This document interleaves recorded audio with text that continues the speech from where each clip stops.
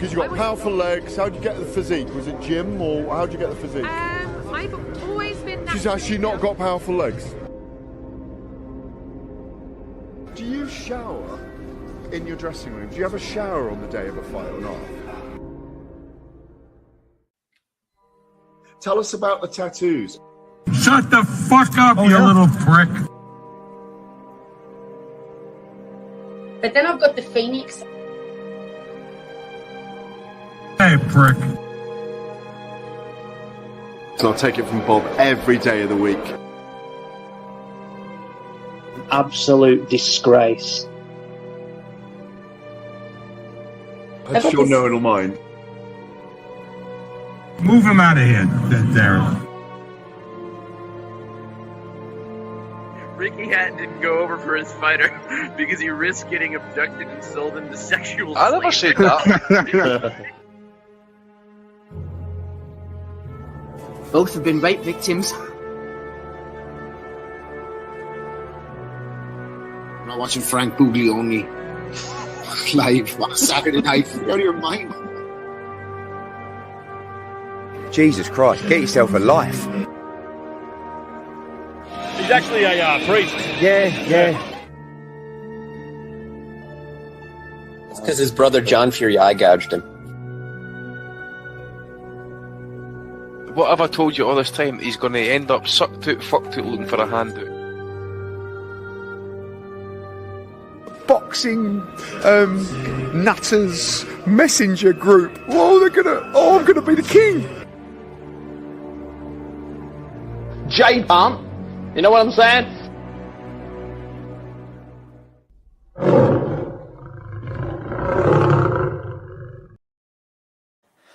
Welcome, folks, to the 598th edition of the Boxing Asylum Nuthouse, proud member of the Sports Social Network, coming to you at 8 o'clock on Sundays in the UK, 12 o'clock noon Pacific time in the United States. Man, maybe we should lead off with that United States time first because, with Justin here with me, we got a 2-1 on the Brits. And is this becoming a Yank-centric podcast?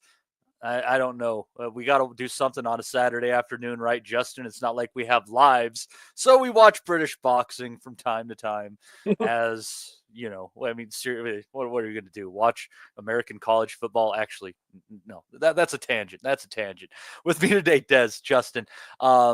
We had a night of rematches last night on the top-ranked card. And sometimes in rematches, the script is flipped, giving way for a trilogy and a demand for that third fight. And in other cases, it is just more conclusive in the same direction for the winner of the first fight. And that's what we had on this top-ranked card. We'll kick it off with Emmanuel Navarrete. Just dominating Oscar Valdez, dropping him 3 or 4 times before a body shot finally finished him off. He looked huge in there. He looked healthy. This looked like this is the weight he should be at. He was far removed from the guy who couldn't put a dent in Dennis Berenchek, and a night and day from that first fight with Valdez, which although he won handily, he went to the cards and really couldn't seem to put a huge dent in Valdez. I tell you what, Des, this is going to be a weight class where Navarrete has plenty of good fights he can be in. It might be time to call it a day for Valdez. He's made a good living, but this is the best that I think I've seen Navarrete look in maybe 2-3 years. I agree with that, Matty. I think Navarrete was everything you want from that long-armed, awkward, throwing, punching style, that marauding type of fighter that he is. And it was the very best version of Navarrete last night. On the one hand, we saw Oscar Valdez look a little bit out of sorts, but we mustn't underestimate the effect that first round drop put down would have had on him. You're in there with a big, strong guy who throws punches from all angles. He's very heavy-handed, Navarrete.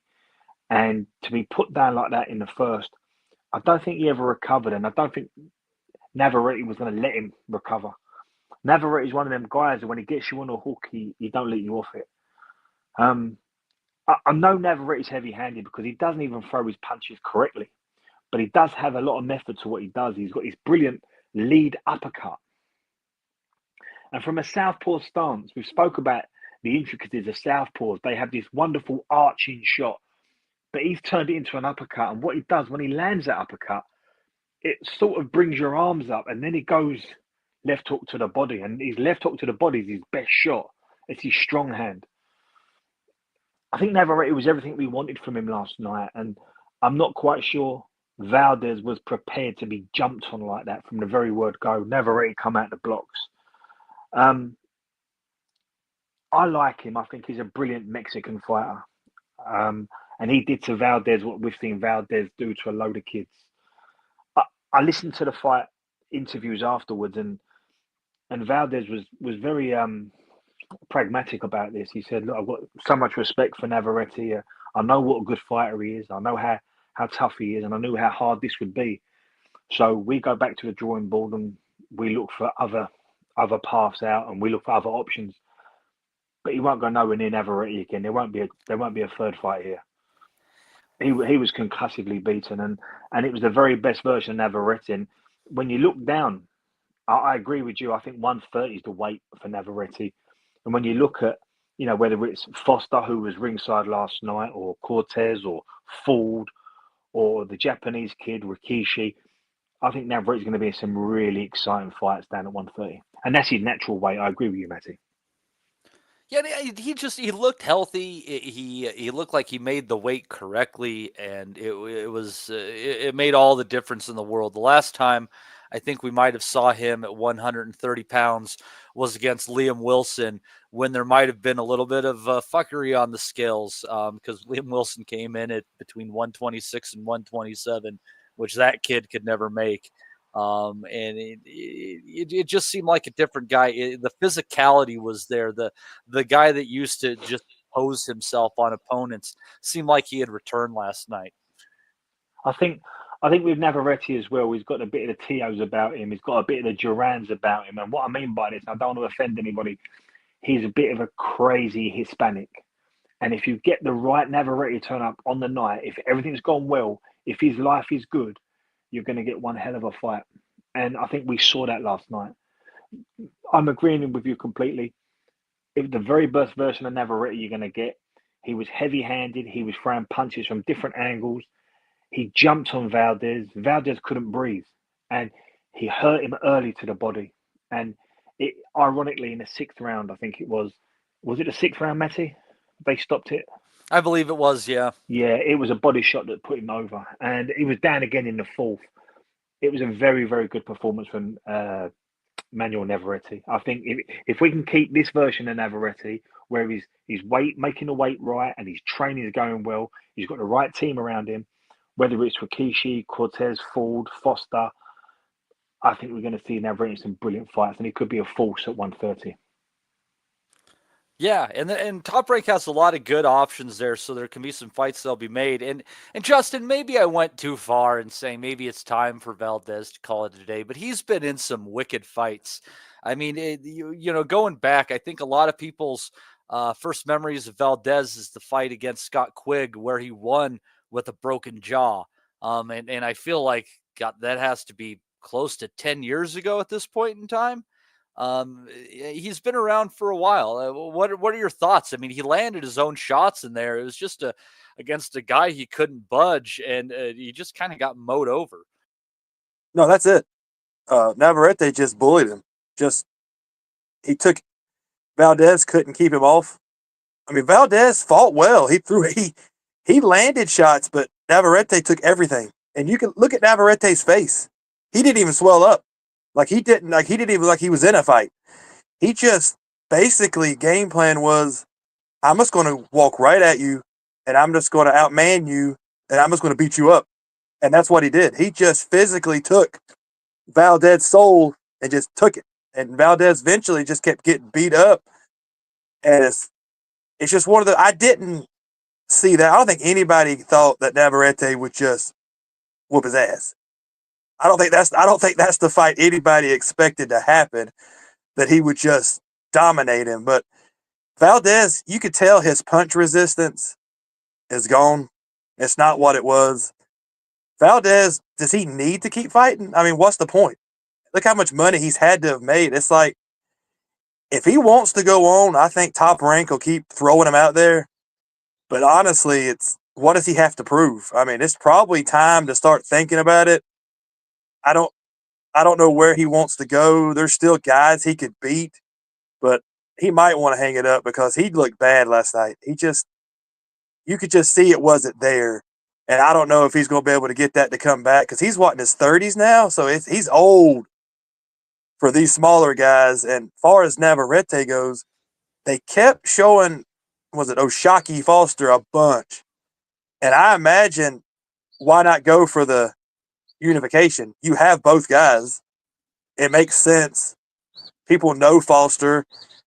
It makes sense to have it in Texas, Arizona again, and they'll make money off of it. I think Navarrete stops Foster late, probably 10, 11. But why not have him fight? Foster will take it. I mean, I don't think Foster will turn any fight down, and that's good money for him. So I just think Navarrete, like you said, has plenty of options. Valdez, they can throw him in versus somebody. People will still pay, but it's probably time to say, you know what, I'm going to move on and just try something different.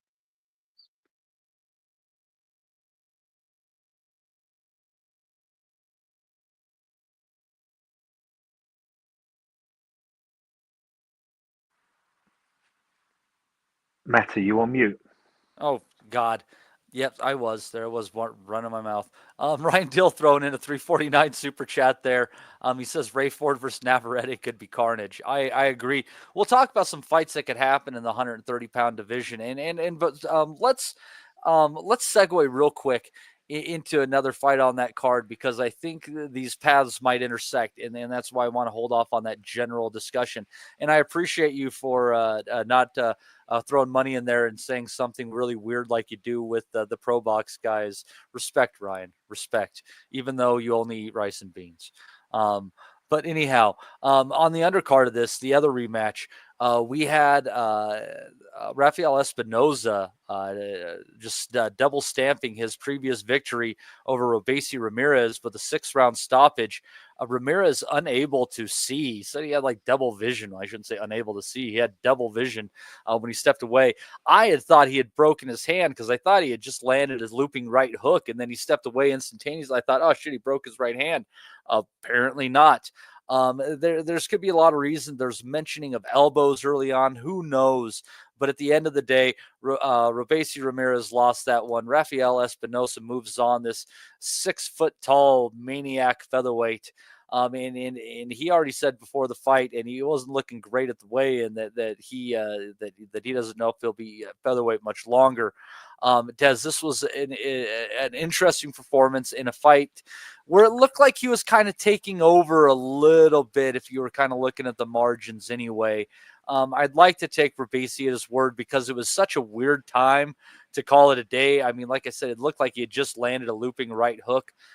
So stepping out at that time is odd. There had to be something going on.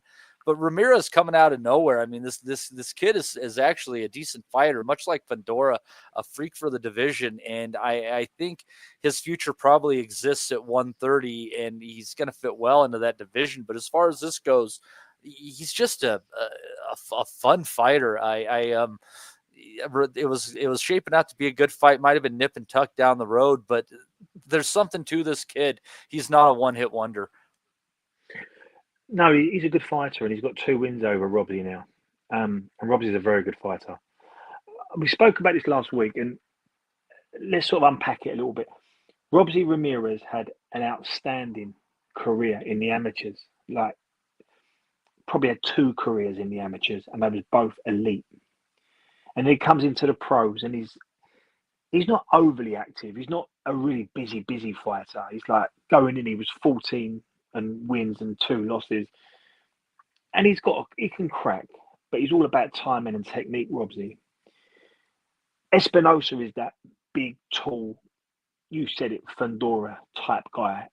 Is this 6 foot fighter at 126, and it's unusual. And he's not wild. He's not a Navarrete, but he does tower over you, and he does get on the front foot.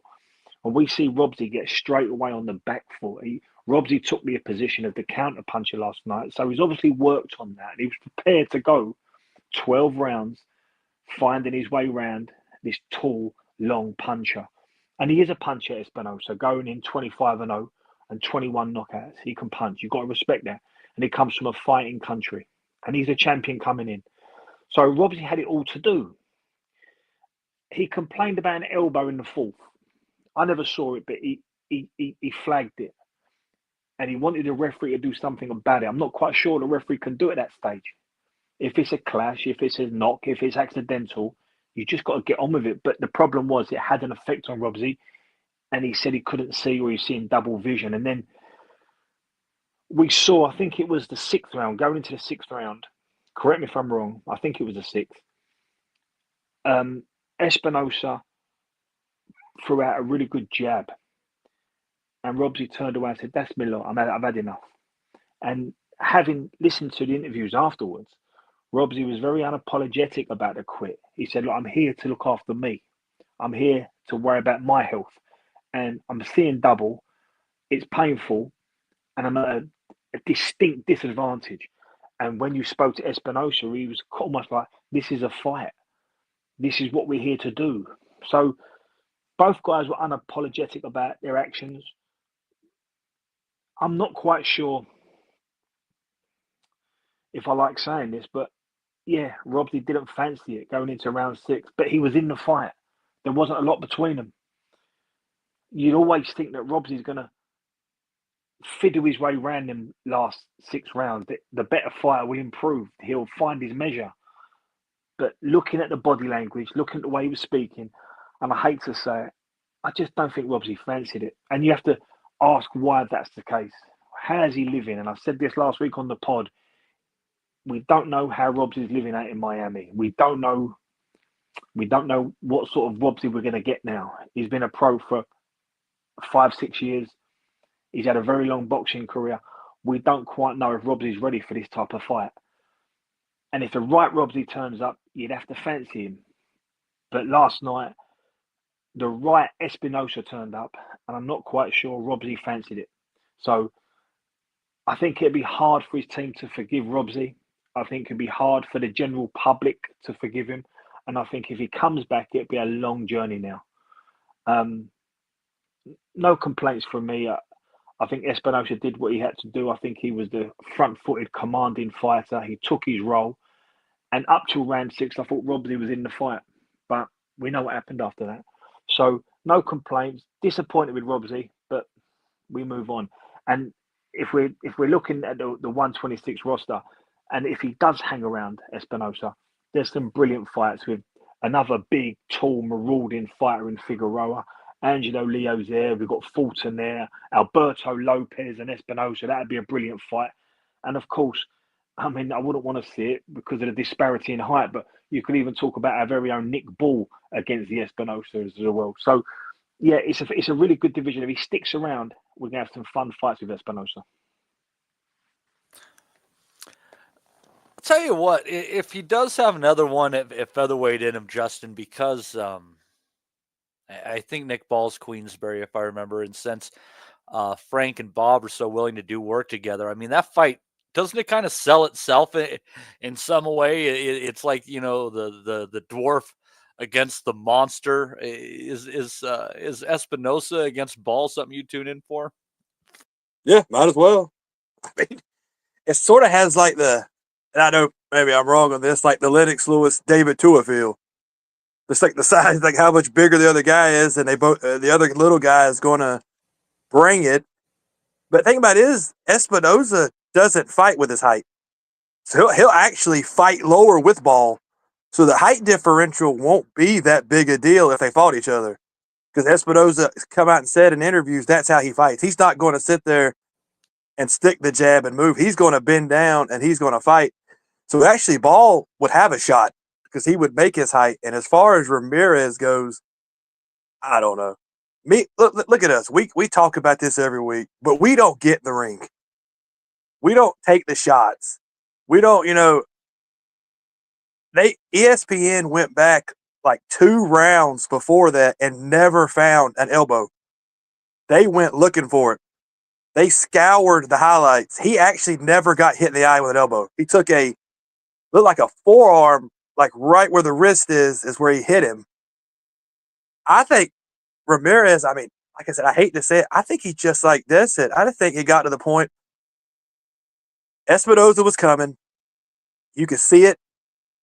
And I think his eye was hurting. I don't think he was lying. I do think he was seeing a little bit double in his eye. I believe that. But nothing was broke. It wasn't like, the orbital bone we hear all the time. That's what I thought. I thought it was the orbital bone because that's what, be like the 15th time we've heard that now. Oh, the orbital bone. So, of course, we would have been like, well, everybody does that. But he didn't say that. He just said he hit him with an elbow and his eye hurt. I think if it had been the other way around, I think Tim Bradley made a good point.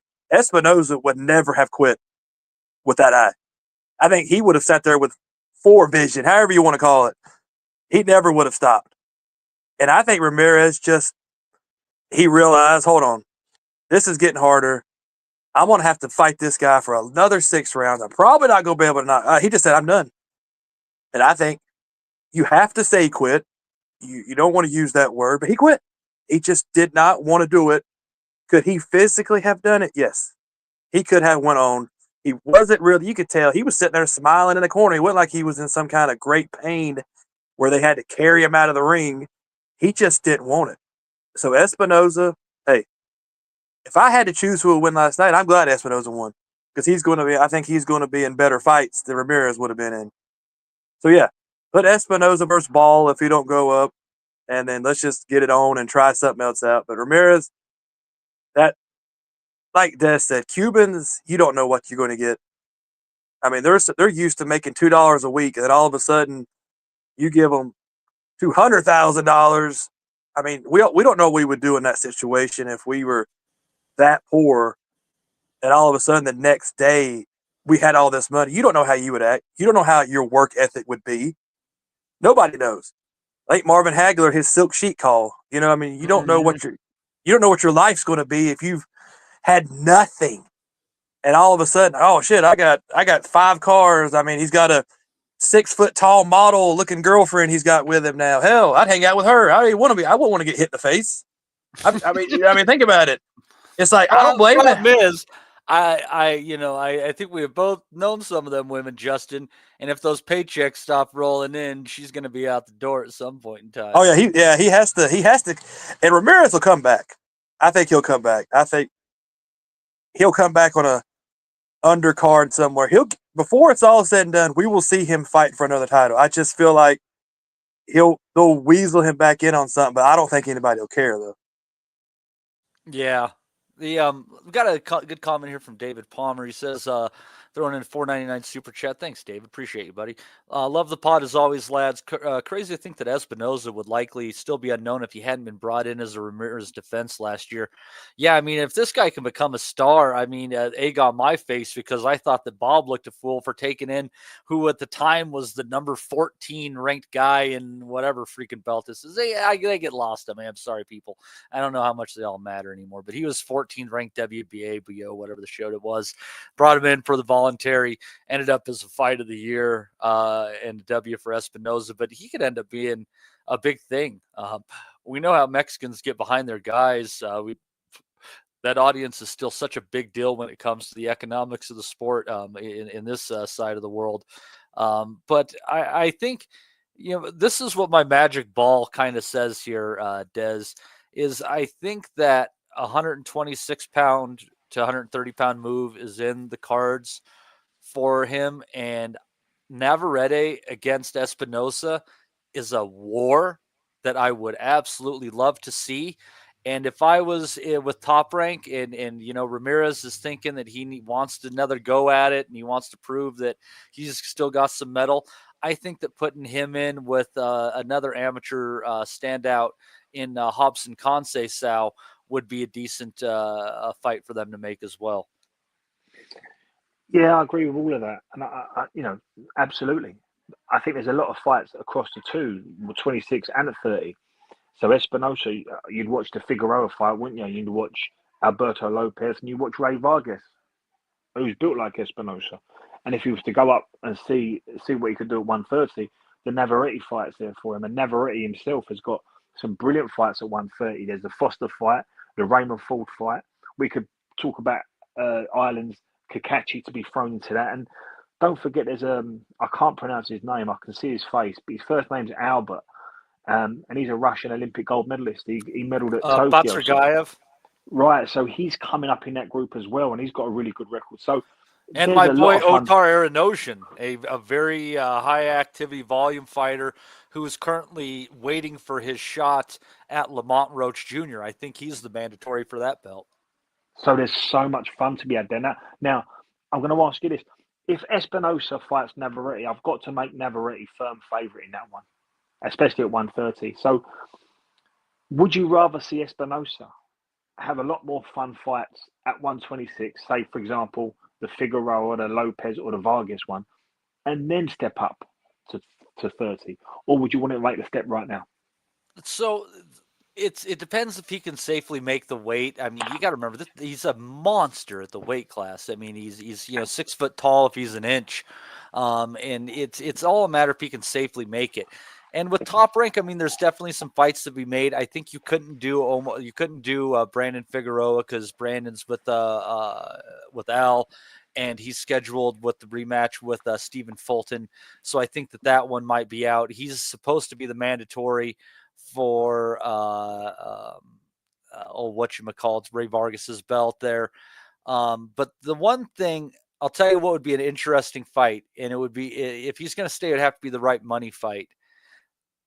Given it's Top Rank, given they want a fight in the United States for this guy before it's said and done, and 122 is almost cleaned out, what about Espinosa against Naoya Inoue? Yeah, I like that. I think that's a really good fight for Inoue as well. I think that's the sort of fight he'd be looking for. I've always said when Inoue comes up, he'd look for a Leo or someone like a Leo, and I think Espinosa would be really good for him. It's a hard fight. There's a lot of jeopardy to that fight. Of course there is. Because the only thing that's going to catch Inoue out is the weight. But I think when they go up to a 26, they'll be looking for the right opponent like all them top fighters do. Well, and Espinosa came into the ring. He came into the ring at like 145 pounds, Des. I mean, he was massive. Yeah, but I understand that. But it's a bit like Lawrence Okoli last night coming in at 19 stone. There is a ceiling when it starts to go against you. So I understand that Espinosa is going to be at 140, but I'd rather a solid 132, 133 fighter giving up £8 if he's not carrying nothing. So I'm not saying Espinosa, if he's coming at 140, that suggests to me he's making the wrong weight at 126. So I still don't think that gives him an advantage against Inoue. But I think if you're going to keep him at featherweight, that's the sort of fight Inoue would look for the very reason you just identified it. He doesn't hold the weight very well. He's not making it safely. And then within 24 hours, he's putting nearly a stone of weight on. If that's the case, he's probably better off going to super feather at 130 where he can hold the weight a bit better. But take it from me, when a fighter puts a stone in weight on, they're not better for it. If anything, it takes a lot from them. It depletes them because they've not made the weight 24 hours correctly before. Yeah, it's kind of a tough call. I mean, because I've seen some guys come in massive and they look sluggish, like their feet are just trudging through the mud. It goes a number of ways. But you remember the argument on this and the same day weigh-ins. Sorry, Matty. Sorry to interrupt you, mate. Yeah. Also, it exhausts the fighter because their body's breaking all that food down. So for a fighter to put a stone of weight on in 24 hours and get in the ring and have to box 12 rounds against one of the best fighters in the world at any level, at any weight, what your body's doing to break all that food down and store it, it actually depletes you. So a fight, I've always believed that a fighter should get in no more than £7 over his fighting weight because his body should absolutely know how to recalibrate. But when you start going, showing me that you're a stone over, then what that suggests to me is the weight you originally made 24 hours ago is not the weight for you.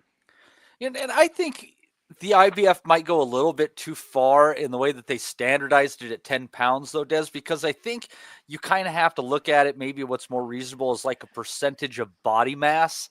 So the amount of weight that a minimum weight IBF Titleist could put on between the weigh-in and fight day should be different than what a light heavyweight should be able to put on between the weigh-in and fight day. I and totally it's just, agree.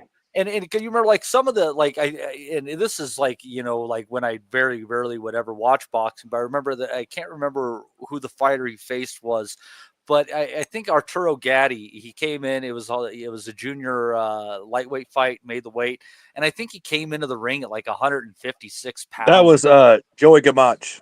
Was it against Joey? Yeah, that's the one where that's the one where Gamache's people tried to sue, saying he come in too big.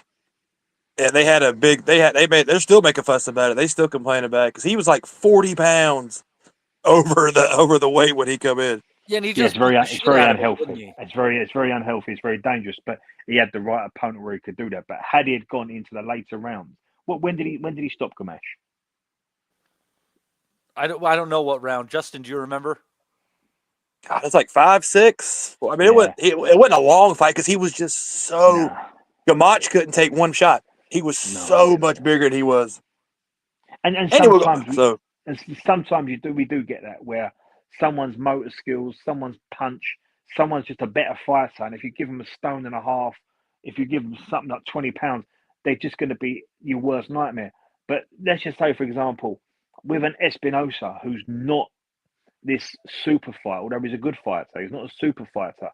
If he was to get his weight wrong, and if his body was to start putting on 14, 15, 16 pounds or more, it would deplete him second half of a fight, and he'd be in trouble if he was against a good fighter.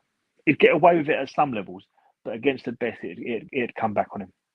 Fighters making weight should never put on loads of weight after the weigh-in, because what it does for your body, breaking that down, storing it, how sluggish you feel, how tired you are, it works against you.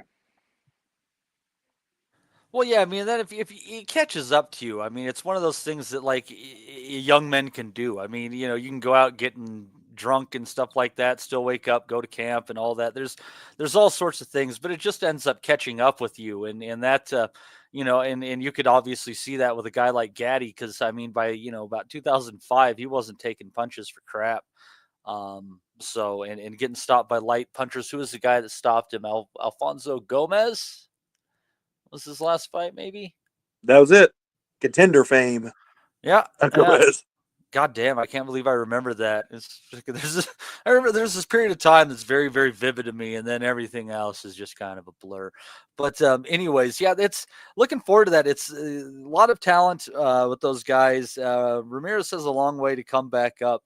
I didn't get to see a lot of the undercard on that one, but I did see Lindolfo Delgado stopping Jackson Marinez, which I think is a worthy accomplishment. Marinez was robbed against Rolly Romero at one point in time as well. He has been stopped by Comey and Frank Martin, but this is the earliest that he's gone out. Delgado can definitely bang a bit as well. I don't know. Justin, did you catch anything else on this top rank undercard? Yeah, I watched it all, but I think the only thing that was Steve's man lost. Jaleel Hackett, I heard that. That was on the other one. That was on the DAZN undercard. Yeah, that was on. Yeah, so this is the top rank. Giovanni Sanyon, Frederick Lawson. Yeah. They come back one. They look. Sanyon looked good. Torres beat the crap out of this real fat looking slug looking Hispanic guy. I mean, the guy looked terrible. And it really was like the best comparison is when Rocky hit the meat. He was hitting the meat slab. That's what Torres was doing, because every time he hit him, the slab, it looked like he was just hitting a meat slab, because the guy's body started turning real red, weird looking. And that's all it was. He was just, every time he hit him, the fat was rolling. And this guy was just, this guy had no shot. He should have never even been in the ring. And it makes you wonder with Torres, it's like they have to put him in for somebody. It's got to the point now of he is fighting just nothing. he has to go in versus. I mean, it's time now. I mean, who cares what you're trying to build him up? I mean, throw him in, put him. I don't care if it's.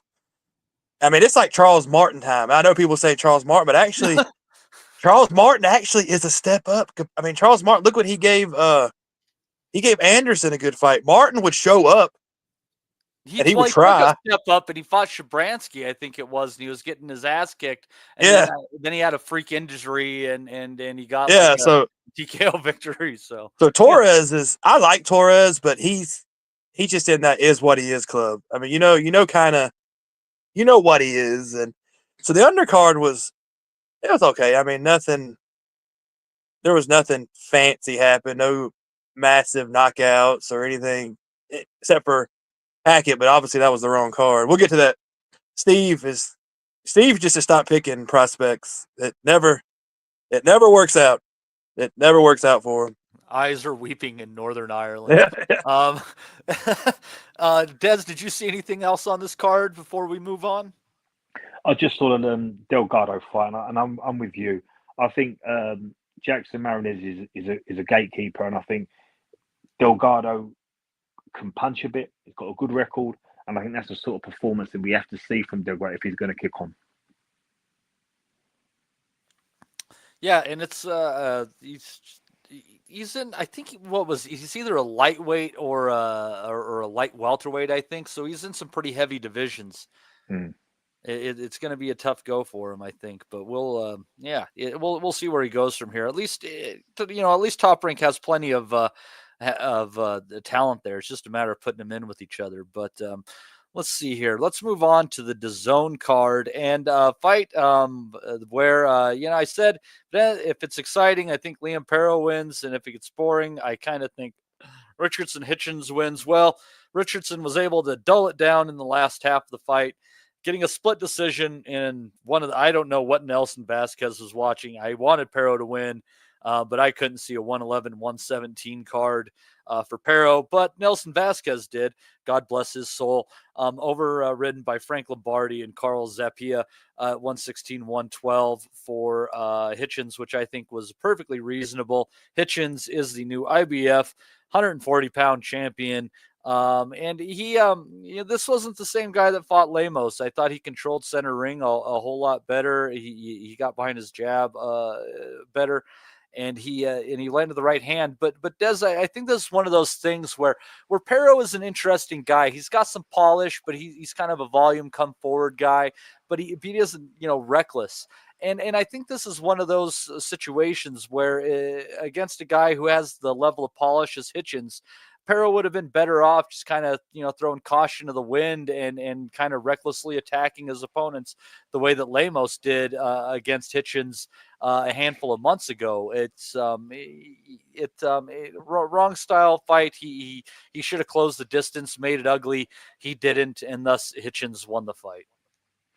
Well, it's a good point, and I expected Perro to close the distance more than what he did, and I expect him to be a bit more rough and rugged. But I think Hitchens got Perro's respect very early with that right hand, and it was a really good tool last night for Hitchens. And I think it was noticeable how big Hitchens was, and not just in size, but he was very muscular. He looked very thick set. I think Hitchens is a really good story, and if you're going to be that counter-punching boxer, it's nice to see him take center ring. It's nice to see him use a good jab and a big good backhand when he has to. It's nice to say, I'm not just going to be reactive. I'm actually going to be a proactive counter puncher here. And it's that like is like Diet Shakur Stevenson, don't you think? Yeah, exactly right. And there was, if you like your boxing, and we all like our boxing on this pod, you couldn't not have enjoyed that last night because it was a masterful display from Richardson. He was strong. He was assertive. He was timed well. He had a good jab, a good backhand, and I think he really got Perro's respect very early. And I don't think Perro could force it. I don't think he was allowed to shut the distance down. I was really impressed with Hitchens, and I've got to be honest with you. I do like his story, and I'm a little bit of a romantic when it comes to boxing. I like the journey up. I like the fact that he's a kid from Brooklyn. I like the fact that we've now got a world champion in New York, and I think he's a different type of addition, but I think he's addition with value to that light welterweight scene. I like both kids, and I expected Parrow to press Hitchens a lot more than what he did, and Hitchens go into a reactive shell last night in the second half. But like I say, got his respect very early, and Parrow just couldn't do that. And I thought Hitchens grew as the fight went on. I can't, for the life of me, work out that 117, 111 scorecard. That needs investigating. And we always say this in boxing, but as long as the right man got it, but it's still, we'd have to discuss how that guy got to that 117, 111 scorecard, because for the life of me, I couldn't see that. But look, for now, Richard Hitchens is our world champion at light welter. I think he's a great addition to that division. Yeah, and it's some plans, Justin, they don't go the way you necessarily thought they would. But the way it was looking is if Parrow won this fight, he was going to defend it against Kambosos in Australia. And if Hitchens won the fight, he was going to fight Teofimo Lopez in a battle of New York. Honestly, I think that Parrow against Kambosos could still happen in Oz, and I think it's actually a better fight, or excuse me, a more digestible fight than seeing George Kambosos with another shot at a world title. But as far as Teo against Richardson Hitchens goes, Justin, man, I think that fight's all wrong for Teo. He has struggled with these back foot boxers, the guys that'll work the perimeter and make him miss by slight margins. Like, I just feel like it's a stupid ass fight for him if they're really considering it. Well, you remember Sandor Martin? Mm-hmm. Probably beat him if you want to get technical about it. No, maybe I agree Jermaine Ortiz too. I mean, that's really the argument. Yeah, I agree with everything Des said. I know people don't, but sometimes boxing is boxing, and we all like the big knockouts, and y'all like the guy throwing the Gotti type stuff. But in the end, this is boxing. Hitchens showed us the skill. That's what you train for. That's what the practice is. That's what you do with the pads, the angles. That's pure boxing. And if you remember, Parrow actually was getting the fight he wanted the first couple of rounds. And then Hitchens' corner started going off saying, hey, you're not even throwing anything. I think Hitchens threw, 8 punches in the first 2 rounds or something? Yeah, he didn't do much. I thought probably I think Parrow probably won 3 of the first 4, and he won 1, maybe 2 after that. And then when Hitchens started he didn't have to throw that much. He just had to throw a little bit more than he was doing, and then he just controlled it. Parrow, I agree with you. Parrow should have put his head down and made it nasty. Just headbutt. He should have made it dirty. But, like you said, I don't like Kambosos. I think I've made that clear on here a few times. I think he was a one-hit wonder that took advantage of a situation. I don't think he should get another title shot. But I think him and Parrow would be a really good fight. Because they're both going to come at each other. Kambosos talks a lot of trash, so it's going to sell. And you know how stuff is in Australia. People pay $200 to watch a 45-year-old rugby player fight Lucas Brown. So they're going to pay for Parrow versus Kambosos. So that fight, I think, will still happen. Man. They're fucking sick. So I think that fight. I look at Mundine. He was a pay-per-view star forever, and he sucked. So it's like, I think that we're going to see Hitchens, Teo. That's going to be a different fight. I think if Hitchens just opens up, he don't have to open up much. Just opens up a little, that's going to be a really boring-ass, ugly fight. And does Teo really need another boring-ass fight on his record? I don't know if he'll want it or not. I don't know how they'll go. If I'm Hitchens, I'm sort of like, what does he have to lose? Fighting. I mean, I don't think he has nothing to lose. Lopez has way more to lose by fighting this than Hitchens does. But I thought Parrow would bring it a little bit more than he did. But I think a lot of that has to do with the fact that Hitchens put a class on him. I mean, he just showed him basic, simple, highly skilled boxing, but he just put it on him, and Paro had no answer. Just didn't know what to do because Paro's big win was versus Matias, and Matias has zero slick boxing skills. That's not even, he has none of that. So this is a way different fight. So yeah, but I like Hitch. I'm like this. I can watch Hitchens all the time. I know people say it's boring, but hell, sometimes you have to just appreciate, like Rigo, you just have to appreciate the skill. It's not always going to be knockouts and 300 punches around. That's just not going to happen all the time.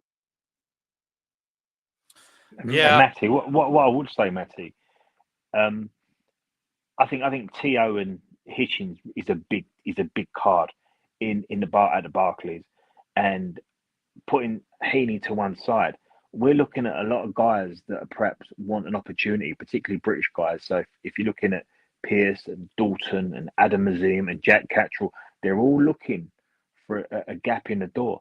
I don't think any of them would fancy Richard Hitchens. He's a hard night's work. He's a bag of tricks, and he's very, very disciplined.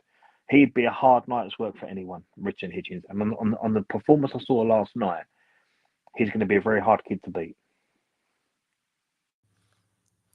Yeah, he's a skilled fighter, and it's I think as you've seen with the Lemos fight, a puncher could get to him, a little bit of questionable on the chin, but the boxing ability is purely there, 100%, and that's why he is the new IBF 140-pound champion.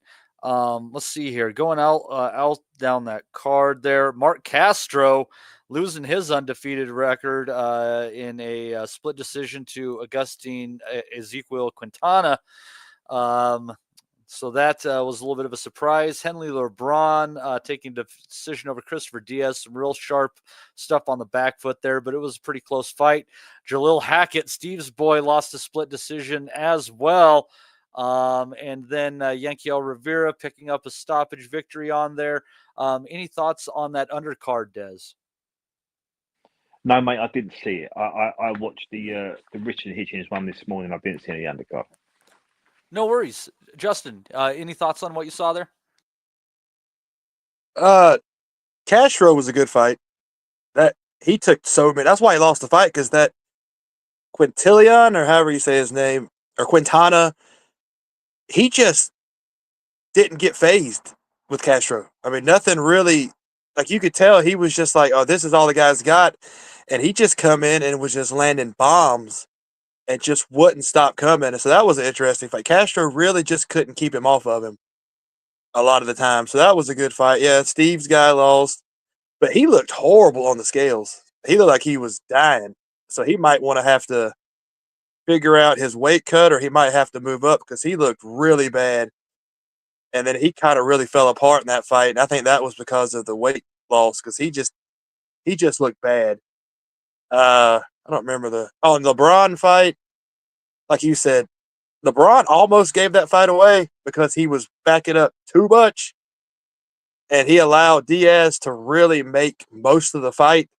So he's kind of lucky that he didn't lose a fight, because he just you could always fight off the back foot, but not as. I think he needed to stand a little bit more. And he's lucky, because Diaz never stopped coming, and LeBron really doesn't. Is not a big puncher. He really couldn't hurt Diaz. So I think LeBron is going to have a hard time in the bigger fights, because that style is going to be hard. If you can't punch harder than that, and you're fighting a pressure guy, that I just think he's going to have a hard time with that style if he doesn't try to sit down a little bit, because he was running the whole time. So but besides that, it wasn't a bad undercard. No, it seemed decent. It's a decent undercard when there's an upset or two on there, because that shows that there was some quality matchmaking on there. Some good tests that, even though you might not have caught on first glance, it turns out you dig through it. Somebody at the matchmaking department knew what they were doing, and they're throwing out some trash. I don't want to go that far, but they're checking levels would probably be a more apt description of that one.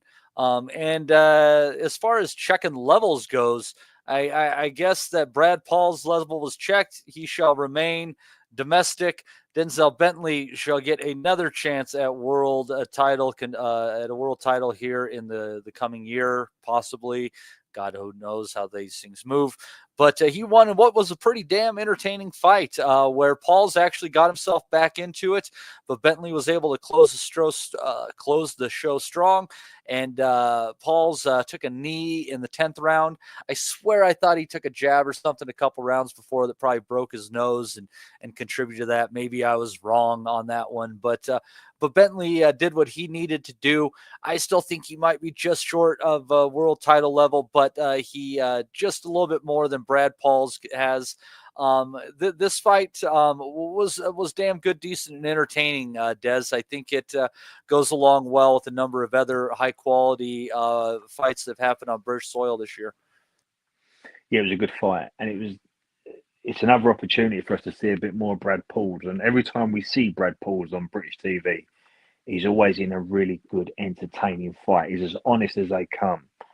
Now, last night was probably all about what type of Denzel Bentley turns up. And I hate to say that because it sounds disrespectful to Brad Pauls, who was the British champion going in. But Denzel's been a British champion twice before. He's been to domestic level and he's done all he needs to do. So you could argue that Denzel's going over old ground. Now, Brad Paul beat Nathan Heaney, who Nathan Heaney beat Denzel Bentley. So it wasn't a foregone conclusion. And you'd be foolish to assume that Denzel was just going to turn up and win. It all depended on what type of Denzel Bentley turned up. And in the past, we've seen a proactive Denzel Bentley who takes centre ring, who gets off with his jab. And we've seen a reactive Denzel Bentley, someone that switches off a bit and is quite happy to sit in a shell and try and avoid punches. And he kind of circles around the ring. And I think if we saw the latter, if we saw a reactive Denzel Bentley last night, I thought we could see Brad Pauls swarm Denzel and outwork him and outpunch him and just make Denzel look bad. And we did see signs of that last night. But from the word go, for the first 3 rounds, we saw a very assertive Denzel Bentley, someone who held centre ring and got behind a really good jab. And what that does, that stops Brad Pauls getting off. It stops him setting. It stops him planting. And Brad, he throws he doesn't throw enough straight punches. He throws not hooks, but he throws his punches quite wide. So he likes to close the gap and then throw 3s and 4s. He's a punches in bunches type of guy. And when you hit him with that jab, when you just step back after you've landed, it stops Brad Pauls getting off. And that was happening. Now, something did happen in about round 4. And this is what I was concerned about. Denzel did switch off. But I think we have to attribute some credit to the corner of Brad Pauls and Terry Stewart, who was constantly telling Brad, you've got to force this fight now, Brad. You've got to close that gap. And that's what Brad did. And I'm not saying Brad was winning them middle rounds, but what he was doing, he wasn't losing them so conclusively. So he was giving you an opportunity to think, well, do you know what? Brad's in this fight. And when you see Brad swinging them wide punches, it does knock his opponent about, even if they've got their hands up. So it looks quite impressive, and you could give the round to Brad Pauls. But Denzel got back on his boxing. He kept maintaining that distance. And as I said before, Brad throws these sort of wide punches, and if you're not close, you will miss. It takes an awful lot out of a fighter, and it makes him look very bad. Going into the championship rounds, I thought Denzel was ahead, but I didn't like his body language. And talking about the other corner, Martin Bowers and Eric Timor doing Denzel's corner were really concise with their instructions. And I loved what I saw last night in that corner. It was the trainer and the fighter having a very brief, honest discussion. Fighter saying to the trainer, what do you want me to do? And the trainer saying very clearly, we need to change it a bit now. We need to adapt to the circumstances of this fight. And the fighter replying, okay, I'm going to do what we worked on. And they did it. And I think going into the last 3 rounds, Denzel was really starting to get to Brad. You mentioned something about fighting for world titles, Matty, and you also said you think Denzel's a bit off that. I agree.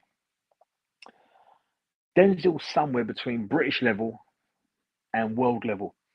And I think if you look at the landscape, if you look at Erislandy Lara, who's WBC champion, and you look at Janibek, who's a very good fighter, I think Denzel's quite off them guys. Now you look at our homegrown talent in terms of Hamza Shiraz. I think he beats Denzel Bentley, and if you look at Eubank Jr., they've created their own little pathway for Eubank Jr. It doesn't really involve Denzel Bentley. So I think that leaves guys like Carlos Adames and maybe even Amo Williams. I'm not sure what Denzel gets out of them fights. I'm not sure if the money's that enticing or they're that interesting for people. So I'm looking at the domestic scene, and we've seen these guys reasonably active in the last few months. Tyler Denny, who's got a good thing going in Wolverhampton, and Kieran Conway, and Nathan Heaney, who's the best ticket seller in Britain. You've A got Brad rematch with Pauls. Heaney, I think, is worthwhile. I think so too. And you've got Aaron McKenna in there. So the point I'm making is I wouldn't be so quick to make Denzel go step up just yet. I'd say, why don't you step just slightly sideways? Why don't you enjoy being a British champion and enjoy being a European champion? Stay active, earn some good money, and just wait for that landscape to change at world level. Because I'm not quite sure if the ends justifies the means just jumping up just yet. I don't think it's the right time for Denzel. So if you're asking me, I would say keep him at domestic level for another 18 months because he'll be active, he'll be busy, there'll be a lot of fun fights to be had, there'll be a lot of money to be made. And I think we'd see a lot more from Denzel. And I think he might even improve him. But I wouldn't put him in with a Lara or a Janibek just yet. Well, and there's we'll probably I'm going to save this conversation for later because there's kind of some clarity on where Hamza Shiraz is going. It seems like with this the February 22nd card. But yeah, we'll get to that later. Justin, what were your thoughts on this fight? Were you thinking in the middle rounds, holy crap, Brad Pauls just might pull this one off? Yeah, I think Dez summed it up pretty good on that one. I like that Bentley, yeah, because Pauls was coming, and I like that Bentley, like Dez said, he regrouped, bit down a little bit, and got it back because it was slipping a little bit, and Pauls was getting that momentum, and I like that Bentley kind of went like, you know what, like Dez said, let's regroup. I'm better than this guy. I can change it up, and then he kind of finished it strong, and I like that. I like that when a fighter can realize, because look how many fights we watch where the corners don't change anything and the fighters don't regroup. I like that. That shows that him and his corner have a good understanding of what they want to do and what they can do. And I like that. I like that hey, this ain't working. Let's try this. And then he went out there and he did it. Pauls is, I think Des, like Des said, you'll watch Pauls every day. He's going to come. He's going to bring it. He's not the most skilled. But he's tough, and he's going to show up. But yeah, you're right. I think Bentley versus Heaney, because like you said, that's probably the biggest money for him in England. It is probably actually the biggest money in anything he could get into right now. So you might as well. And if fighters are looking for motivation, it's a chance to get back, get your revenge, get him. And so yeah, I would, if I was Bentley, that's what I would look at. I would go for Heaney too, make a good check, then see maybe what happens after that. That's what I would do. I would 100% go after Heaney and then just kind of feel what's going to happen after that one. And Matty, something that Justin said there, Denzel's been with Martin Bowers from the start, and they've lost 3 together and drawn 1. So they know all about setbacks. They all know all about having to adapt and readapt. And as Justin rightly pointed out, last night we watched a trainer and a fighter who really know each other, who speak the same language, who don't have to use 6 or 7 words when 2 or 3 will do. And we saw very concise, clear instructions. And absolutely right, Justin nailed it. During that fight, we saw a fighter have to adapt and then readapt because they knew that this kid is getting a bit too close. Let's do something that we've worked on and let's change it. But that's the beauty of continuity. And that's why we don't always say you must stay with the same trainer. But these guys have had 4 setbacks in their career so far, and they've stayed together. Staying with the same trainer, staying with the same coaches, staying in the same gym. You understand the language. And in fights like last night, it was a very calm corner. One knew how to speak to the other, and one knew how to receive. Yeah, corners. I don't oftentimes know if they can win you a fight, but they sure as hell can help you lose one. And but it's good seeing when you got that camaraderie and they actually take advice. Sometimes they actually might know what they're saying, and that's why they teach. But anyhow, let's see here. What else was on that card? Sam Noakes with a UD over Ryan Walsh. I kind of thought that that Noakes should have gotten Walsh out of there. And I think the fact this went to a decision might say something about him. Des, am I reading too much into it? No, I think you're right. I think there's probably a bit too much made about Sam Noakes, and they probably want to put the handbrake on, especially when you consider he's a lightweight and they're talking about fighting for world titles. Well, steady on, mate. Put the handbrake on a bit. Sam Noakes is a typical fighter that we see from the home counties. He looks like a kid from Kent. He boxes like one. He's neat. He's tidy. He's well polished. But he's still got a lot of work to do at domestic level yet. And he reminds me a lot of Colin Lyons or Brian Rose. They're almost tailor-made for European boxing. And for them to go above that, for them to go into world class, they need to get feral. They need to know, they need to be a bit nasty. They need to walk for a little bit of fire.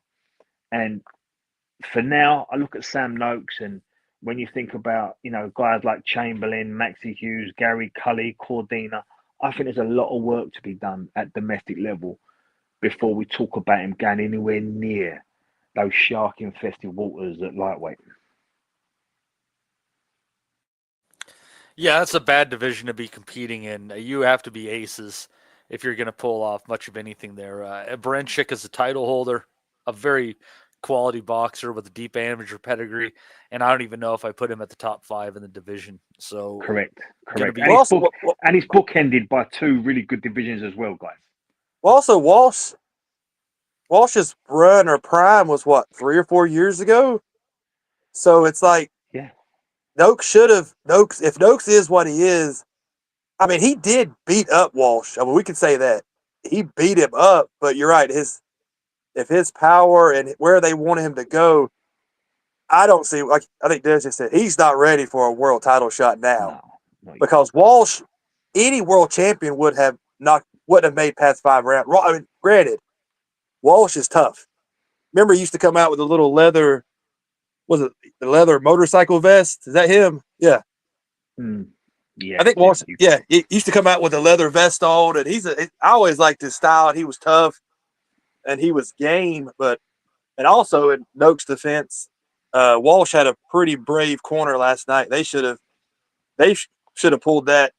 That should have never gone as far as it did. He got. Yeah, I agree. I found that Walsh uncomfortable at times. Yeah, Walsh had no shot. He was not going to knock him out. So it's like, if you're his corner, you're like, what are you hoping for? That Noakes tears his ankle, that he hurts his eye? I mean, because your guy's not going to stop him. So then it's like, I hate when that happens. You're not taking the shots, and your guy's face is beat to hell, and you just keep popping him back out there. It should have never got that. It should have never got that far. I hate when the corner feels like, I mean, I don't know what they're trying to do. Save themselves for another fight. They are paid to protect the fighter. They're not paid to keep his pride up and make sure that they're paid. Supposedly, you're supposed to be paid to protect him and train him. So their job is to say, hey, you know what? He is just getting shellacked. Maybe we should pull him out because we have to look out for him. But too many corners are like, you know what? Go. And I think anyway, that's just my soapbox thing I was on. But yeah, I like Noakes. I think him and his brother, they're good. I mean, they're both pretty decent, but I don't know how far his level will actually be. And I'm not going to jump ahead in the previews too much. I think the right fight for Noakes would probably be the winner of the upcoming fight between Gary Cully and Maxie Hughes. It's one guy's opinion. But we'll see if that happens to shake out or not.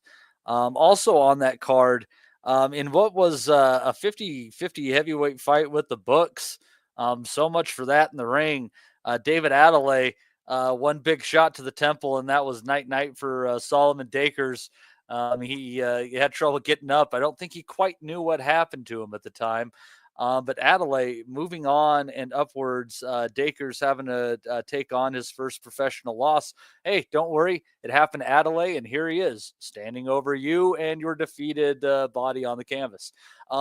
Des, your thoughts on this heavyweight match? Yeah, it went the way I thought it would go, although I didn't think Adelaide would get to him so quickly. But Adelaide's a puncher, and Dakers is a bit laid back.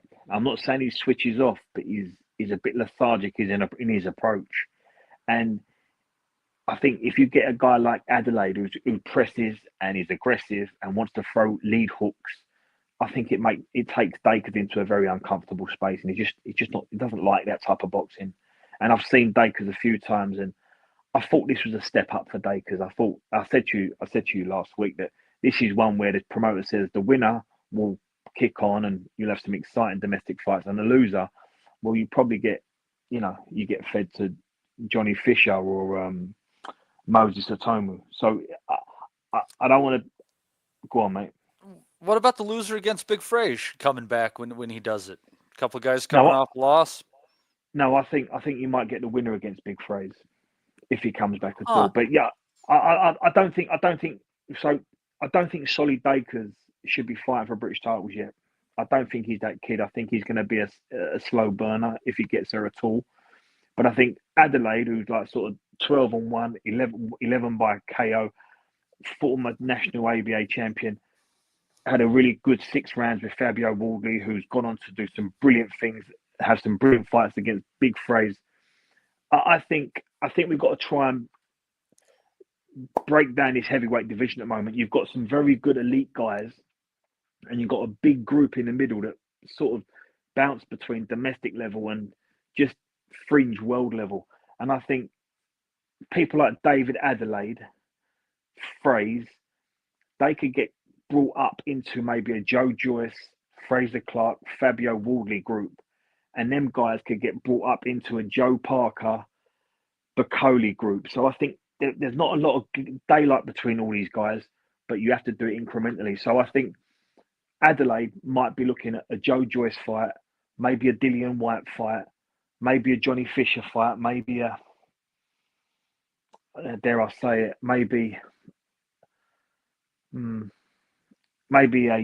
Huey Fury fight. All these guys can be put in the same conversation, but they've just got to file them correctly. So as for Solly Dakers, I'd have him just on the outside now, and I'd bring him back slowly. But this is quite a competitive division with a lot of punchers, and a laid-back guy who's not a puncher, who takes things slow, like Solly Dakers does. I'm not quite sure this is the right division for him, to be honest.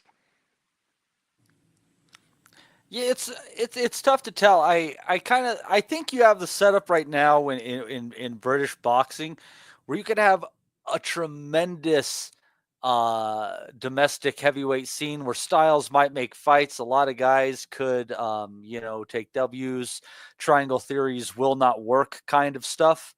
But it's shy of world level, but that doesn't mean it couldn't be fun. One of the things that I go back to this time a lot, but probably about, what would it be about? Then like the 10 to 15 years ago, there was like this 5-year stretch where there was like just a bunch of really fun competitive British lightweight title, fights. And I don't know why it couldn't be the same with the heavyweights, because I see a lot of intermingling in there. That's a great point. Yeah, in the intermingling is the only thing that could really happen at heavyweight boxing. And if you consider, we've got Daniel Dubois, Tyson Fury, and AJ, right? If you consider them 3, they're your top tier. But you've also got a Fabio Wardley, and you've seen what he just done to Fraser Clark. Now you might say, well, that's Fraser Clark. What's he ever done? But Joe Joyce, Derek Chisora, Dillian White, Johnny Fisher, Moses Atomo, Nick Webb just won an area belt. There's not a lot of daylight between all them guys. So outside the top 3, if anyone makes a 3 or 4 fight push, they could jump into that top group. That's the point I'm making. Yeah, and when you have some guys that are holding the belts like that, you take these guys and they're the voluntary defenses. You bring it into their neck of the woods and make it a big local affair, and you pack their 50,000 person football stadium kind of shit. That's how you do this. And that like while we're talking about heavyweights, and we'll probably come on to him, Lawrence Okoli's future is at heavyweight, so he's going to bring something to the party. So there's an awful lot of fighters somewhere between just outside of Dubois, Fury, and AJ. From that point all the way down to a Cash Alley, all them guys can have some sort of import into the heavyweight scene at the moment, whether it's being the opponent or being the kid that's meant to win. They're all going to be involved in fun fights. For sure, yeah. And there was 2 rounds of heavyweight action yesterday, and it just in that Okoli it came in incredibly large. They call him the sauce. I think they might want to call him the bucket, the buffet. I don't know. He was looking pretty large, but also in charge there. He did get the W with the quick stoppage. Yeah, like y'all said, I think just because they're not fighting world level doesn't mean they're not going to be fun to watch. So, like, you remember, like, I like watching Sam Sexton. You remember from a few years ago, he wasn't world level, but he was fun to watch. And he was from like Norwich, I think. So he had a lot of fans. So he was fun to watch. Like you said, put Adelaide versus the Sauce. Big Frage is going to get knocked out by anybody he fights. But like y'all said, it doesn't matter if they're world level. If the fights are going to be fun to watch, yeah, put them out there. But as far as Okoli goes, God, even being fat, he is still horrible to watch. Even that short amount of time, he is still so freaking awkward and terrible. But I will say this. Nobody at heavyweight, do you really want to fight him? Because you're not going to gain anything, and he's just hard to fight because of his style is just so terrible. So Okoli is going to have a place at heavyweight. I don't know. Put him versus Adelaide. Yeah, like I said, put Okoli versus Adelaide. Why not? Neither guy is world level. Neither guy has nothing to lose. Throw him out there. Just put Huey. Well, I don't think Huey Fury will fight anybody. Put him versus Okoli. What about Huey? Jesus yeah. Christ. Well, I'm saying he's fighting. I don't know what Fury's doing. He's fighting just random dudes. I don't know what he's doing. But he should throw him in there versus you feel Adelaide. Like he's trying to fill an Eastern European bingo card. Yeah. Or something. It's like, I would watch a whole card with these guys on it.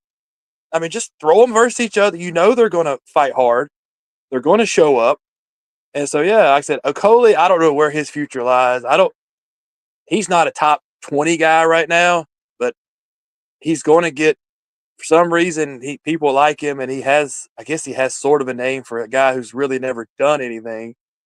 But yeah, the guy he fought, was it something Hassan Muhammad? I don't know who he beat. He was what, 8? He was 18-1 with like 17 knockouts. So we know, God, there's no telling who he was fighting to get that record. But he lost to Jean Kotsabutsky. Yeah. But that was a good punch. That was a good punch, though. And he landed that punch because Okoli is awkward and throws from crazy little angles. So the knockout was cool. But yeah, Okoli just looked, he didn't look sloppy fat. He just looked fat. Yeah, he was 18 stone and some, Des. So he was coming in like 260-ish? No, he was 260. He was 18.7, so he was 18.5 stone. He'd have been 19 stone plus getting in that ring last night. And I think, look, that's what Tyson Fury comes in a fucking fight. He was heavier than Tyson Fury when Tyson Fury fought his last fight. He was heavier. It's hard to get your head around, isn't it? So Lawrence Okoli last night was heavier than Fury versus Usyk. Apparently, Bridgerweight was his bridge to the dessert bar. Well, I think we've probably got to step back and think about how the conversations have gone here. And I think it's been a three-way conversation. I think Frank Warren has just signed Lawrence, and he wants to get him involved in his heavyweight scene. And we've just spoke about it, right? There's probably a dozen fighters from Dubois all the way down to the Nick Webbs and the Solly Jacobs and the Cash Alleys and the Dave Allens. And all these guys could be involved somewhere along the line. all earn a few quid, and all be part of this scene. And I think Frank has said, look, you're a 2-weight world champion. They kept banging that drum last night. Now, Britain's only ever had 3 3-weight world champion: Bob Fitzsimmons, Ricky Burns, and my favourite, Duke McKenzie. So they want to make history with Lawrence, and they think he can sell. Now, he has got a pull. He does go viral. He has got a social media presence. There is something about Lawrence, and I think they're trying to get him in the mix. Now, Frank's probably said to Lawrence, just get out. Let's get you on the show. Let's get you a bit of television time. Let's get you earning a few quid before Christmas. And Lawrence had probably sat down with Joe and said, look, I want to find out what my proper weight is, and I want to enjoy this training camp. So Joe's probably said to him, well, look, don't go bonkers, but just eat normally. Go and have 3 or 4 meals a day. Make sure you're in here every day. Make sure you're fit. And we'll try and gauge this weight. So last night's not going to be his going forward weight. 19 stone's too big, and he didn't look in good shape to me. But what you will see is Lawrence probably come down to a sensible 17.6, 17.10, somewhere like that. And that's probably where Lawrence's future will lie, somewhere between 17.5 stone and 17.10. But last night was an experiment, and it was a chance for Lawrence to say, I'm going to train for the next month or 2 with a smile on my face and not have to cut weight. And believe it or not, that doesn't have to take a lot of pressure off a fighter. And if you've got a happy fighter in the gym, you've got a well-motivated fighter. And if you've got a happy fighter and a well-motivated fighter, there's a very good chance you're going to have a fighter that can perform. Now, we didn't see a lot from Lawrence last night because of the opponent.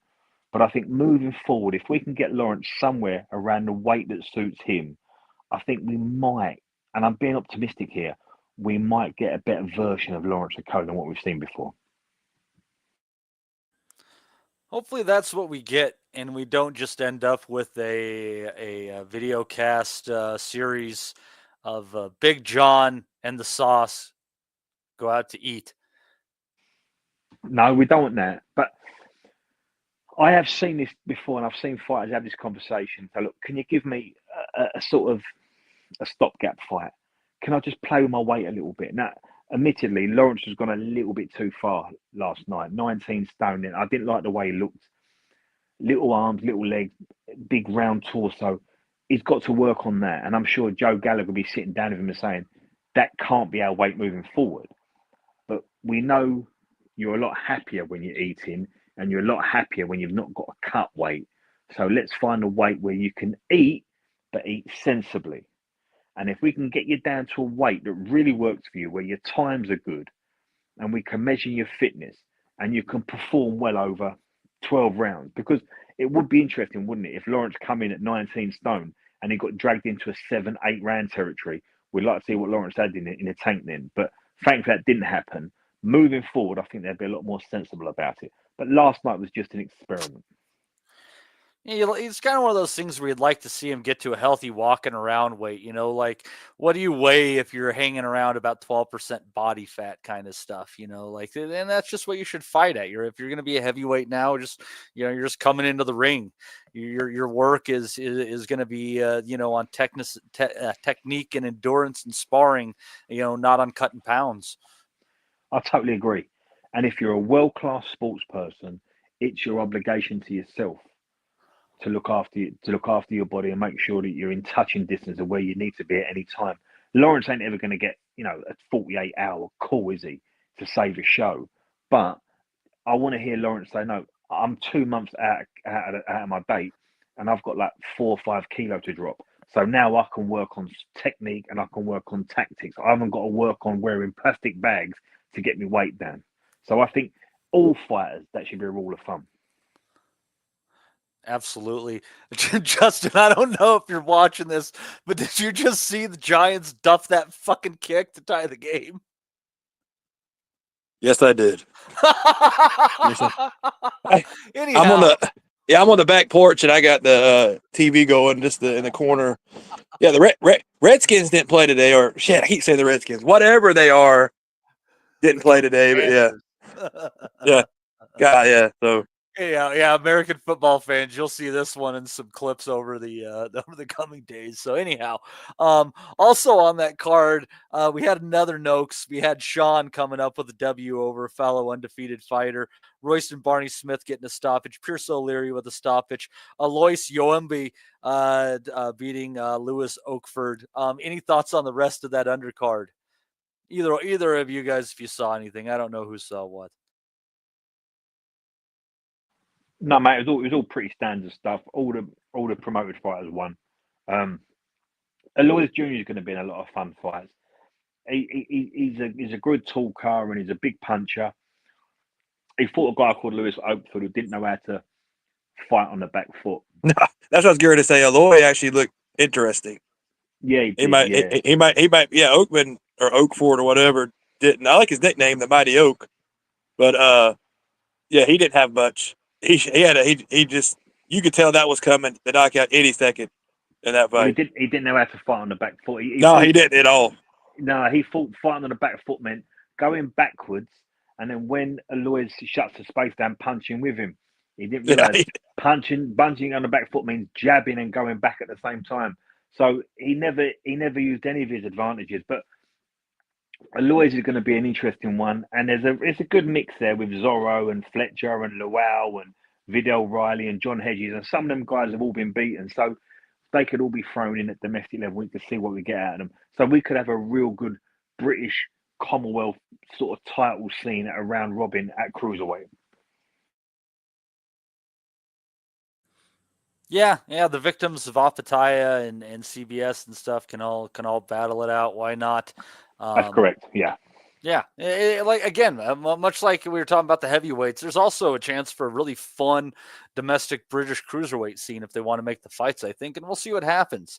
Now, earlier I mentioned there's been some clarity as to what Hamza Shiraz is doing now. He was in negotiations with Janibek Alimhanallah about taking him on for his belts because he's in a position for that. But now it looks like there's been a bit of a swerve on that, and he's going to be challenging Carlos Adames for his on a big February 22nd card that is ever evolving. So that's an interesting turn there. What are your thoughts on that fight, Justin? At his best, Adames is a hard-punching, rugged fighter who can fight out of both stances, put them together, and he lands heavy. At his worst, he's low output, looking for one shot, and easy to pick off. How do you think this goes for Shiraz? I agree with you. Adames he looked terrible. Was it his last fight? Adames looked awful. I think it was his last fight where he looked terrible in his last fight. So Shiraz, I like him. He's got good skill. He should beat Adames just because he's better. But this is it. I mean, this is the test that he's been looking for. Adames, if Adames comes out the best version of him, this is going to be a really good fight. So I'm looking forward to that. I think that's interesting. I think it's actually more interesting fight than the Al-Kanuli fight because I think Al-Kanuli beat Shiraz. So this is a more interesting fight to me. So I think I think they kind of swerve to this too because I think Adames is the easier of the two. So it makes sense to swerve towards the guy that you've got the better shot at, and then you can unify with Al-Kanuli. But I think Shiraz, I give him the edge, but I could easily see Adames knocking him out. So it'll be a good one. Yeah, and I think if Adames can close the distance against the very lanky Shiraz and make it difficult for him, put it up against the ropes, he might give a hard awakening to the young guy trying to get his first title. But other than that, man, what a sharp puncher. Got a lot of long, lanky shots in the arsenal. A lot of them hurt. Des, your first thoughts on this fight? Well, I agree with Justin in that Janibek won the hard fight, and I think Janibek beats Shiraz. But I think Adames is one that there's a lot of jeopardy for both kids here. But I think it's a fight Shiraz can win. I'm always skeptical. It's a bit like my my Williams Zepeda theory. If he's this good, and he's going to go this far, why has it taken you 7 years, 8 years as a pro? Why has he had 20 odd fights? And we've still not got a standout name. Now, that's not to be disrespectful to Tyner Delhi or Amo Williams or Liam Williams or Bradley Skeet. But Bradley Skeet I thought the Ammo fight was a real eliminator, personally. Well, okay, so I'll take that. So they got Bradley at the right time, but Bradley was still boxing his ears off, and there was an unsatisfactory ending. Tyler is a limited kid who's done exceptionally well, brilliantly well at domestic level. Liam Williams at the end of his career. Yeah, Amo Williams is a standout win, but that doesn't tell me, that doesn't balance out what I'm hearing about Hamza Shiraz. Now, that's not to say I don't like what I see. I do. I think he can punch, he can box, he's tall at the weight, he's got a great jab.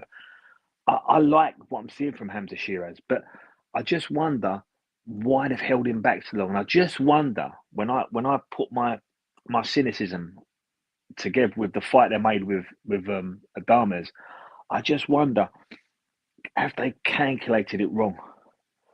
So I think I'm probably leaning towards Hamza Shiraz, but if the right Adames turns up, he's going to give something Hamza hasn't seen before. And it could be a real hard night's work for him, and he could get beat.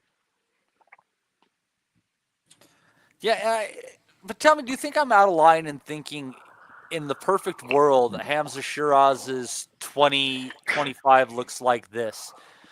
W over Adames, first defense over with Bentley, and then a big unification at the end of the year against Ali Mahanallah. Is that too optimistic? No, that can happen. That can absolutely happen. Yeah, if he beats Adames and Frank's got Denzel, and then Denzel fancies it, yeah, and then if he comes through Denzel, you'd get the Janny back fight. Absolutely, why not? Yeah, that could absolutely happen, mate. You know, and I'll tell you what, if he did that, it's God knows what fights are made so far in advance. But you got a hell of a shout at being fighter of the year with that 3-fight run, honestly. Oh no, so this is interesting because you've spun it now, and you're right. If you've stopped Amo Williams, and you've stopped Tyler Denny, and you've beaten Adames, and you've beaten Denzel, and you beat Janibek, absolutely, you've absolutely 180'd this kid now, and he's one of the stars of boxing, and it's a great run. He's British Fighter of the Year. That's a damn good run. That's a damn good run. He would be the number one British fighter, or top two, if he come unified middleweight champion, beat the best British middleweight, beat two of the top other middleweights. Yeah, he would be. I mean, he would be the best middleweight in the world, and he's British. So yeah, I mean that he went from maybe he'll beat Adames to he's like, that would be not Ring Magazine type stuff like top 10, but he would be in that discussion in the top 20, 30, top 20 if he made that run. It's one of those things where I kind of feel like, as optimistic as it is, I think that is on his doorstep if he can perform. And what a setup for you. I mean, that's a 3-fight run for glory right there. And that's even considering, no offense to Denzel Bentley, that's a domestic optional defense. That's going to be more of a walkover fight. But Adames and Ali Mahanallah are two reasonably quality operators. And I think that would be we'll see, but that is kind of set up if he chooses to grasp it, and boxing isn't its stupid self. Well, see, let's look at it this way: Adames and Mahanallah are decent fighters, but if this was the elite middleweight we've had in the past, they would be what, top 20 guys, but they wouldn't be top 4 guys. So I guess that's the best way to put it. They would be in the mix, but they wouldn't be the guys. So yeah, but still, you're right. That's a hell of a run if he was able to pull that off. Now, can he pull that off? I wouldn't put money on it. I think Adahala is better. I just think he has more At this point, I think that's why they swerved it, because I think they just think Adames, especially the way Adames looked his last fight, that is the guy you would go for, because he just looked so bad. He looked slow. He just didn't have it. But like Mendez said, if Adames is ready and he's trained and he is ready to go, I don't know if I can say easily, but he could easily be. I think because we don't know what Shiraz has. Like y'all said, his best wins are not great wins. And so Adames is going to be like, I don't think this is a step up. This is a massive step up compared to the guys he's fought so far. A massive. You got a guy who's in his prime, who has got something to hold on to, he also wants a unification. He wants to get paid. So Shiraz is stepping into something he's never even gotten close to. So this is what they always say: the sink or swim. This is it. This is where it's like you're going to see if he's got it or he don't have it. And he can't beat Adames, then I don't think he's got it. I'm not saying his career. It's a good test. It's Ali Manalai, is kind of the ultimate test, I guess, in the division right now. But Adames is kind of like, can you beat like the just average run of the mill Titleist kind of thing? Not run of the mill, not average whatsoever. Joining the show, Rob Kelly. Rob, I did hold off on talking about that show from Pro Box in Ireland. Did you get a chance to check that one out? Yeah, absolutely. So I had a couple of offers to go to the fight, and I just had too much on during the day that I wasn't going to make it down at a reasonable time to enjoy it. So I watched it on Pro Box, and I have to say, fucking thoroughly enjoyable show. So let's start with the main event, then work backwards. Tyrone McKenna had lost 4 out of the previous 5. Dylan Moran is on the up, only lost against Florian Marco. 2 fellas were giving it a bit in the lead up, respectfully, but they were telling each other they were coming to fight and have a dust up. And by fuck did they have a dust up for 2 rounds. Paulie Malignaggi and Chris Algieri were having a right time on comms watching this. It unfolded just like the 2 guys are where they are in terms of levels and stuff but McKenna, I think, had gone away to Germany and locked into a pretty isolated training camp, which I'm going to come back to, by the way, because I think that's important. Do you know that way? I think it can definitely make a difference in terms of margins. You look at old school fighters like Marciano used to train in the Catskills, Hagler training in Cape Cod. Like, I'm no way comparing Tyrone McKenna to Marvin Hagler or fucking Rocky Marciano, but you get the idea. Like, I think fighters these days for their camps, they have too much familiarity, too much creature comforts, and sometimes it can be good to go away and get isolated. So McKenna came in great shape and clipped Moran at the end of the first round, and I thought the ref could have stopped it. Absolute cracking shot. But the 2 of them were having a war, so Moran got his legs under him in the break between round 1 and 2 and came out firing and was throwing everything, throwing the kitchen sink at McKenna, and McKenna again countered him and landed something as he was walking on, and that was all she wrote. So an explosive 2 rounds. The underdog turned the house favourite on its head, and brilliant night's entertainment for the Southeast. So the 2 boys from Wexford, Dean Gonzalez Furlong, Speedy Gonzalez, and Dean Welsh, they were due to fight earlier in the night, but the 2 of them had shifted the majority of the tickets between the 2 of them. So most of the venue down there, apart from Dylan Moran fans, were people who made the trip from Wexford, which is only 40 minutes away. But so they decided to have the boys on at 10 o'clock, and both of them finished the jobs with clinical knockdown. So Dean Speedy Gonzalez moves to 3-0. He caught his opponent with a peach of a straight right hand down the middle and turned his lights out. And Dean Welch looked incredibly classy in his pro debut. He dropped the guy first with a left hook as he was reaching, just really, really fast punch, check left hook, and they could have stopped it there. And then he went straight back down to the body, which is, he's got bags and bags of amateur experience, but it was good to see. I always thought when he was a kid that he had a style that'd be suited well to the pros, and maybe he's left it a bit too late to turn over. But in the pro game, he looks comfortable, he looks sharp, and he stopped the guy with a body shot. And Malignaggi and Algeria were impressed. So the 2 boys sounded like they had a great time down in Waterford, and maybe one day now we get from the war in Waterford, we get a sequel and have the war in Wexford, because I think the two of them do they seem to be good ticket sellers, and if they did a co-main event here in Wexford, they surely sell out a good venue. So it'd be nice to have pro fights here. And I think there's another there is another Wexford guy who's on the card as well. Now, his name escapes me, but yeah, 3 Wexford pro fighters in the war in Waterford and Conlon Boxing doing good things. And that, and like I said, those two might be on a collision course, maybe to even fight each other and have a good domestic clash. But yeah, some stylish stuff and some just all out blood and guts stuff. But yeah, good card by all accounts. Right on. And any thoughts on the other fights that you saw yesterday? Yeah, so I thought Hitchens would beat Paro off the straight shots. I know Paro kind of did the unbelievable beating Subriel Matias, but I just think Hitchinson is better than he's shown up to this point, and maybe he needed a good opponent to bring it out of him. I know it was a tight fight, but I thought Hitchinson did the cleaner work, and he just kept Paro on the end of the jab, 1-2. It was basically 1-2s the whole night, like. And I just saw the stoppage in the Navarrete one. And I don't think I think I went the other way on that one, but I did think Hitchinson would beat Paro. And then I saw Lawrence Okoli heavyweight debut. What's going on there? Is he a lazy cruiserweight, or is he just chasing a bag? Like, because he left Eddie, he went to fucking Boxer, pissed about, nobody really give a shit, and now he's back with Frank Warren. He looks like a blown up cruiserweight to me. He looked 18 stone, but fat at heavyweight, like, and his opponent didn't look much better. It was a bit like a battle of the bellies, but Coley got the job done.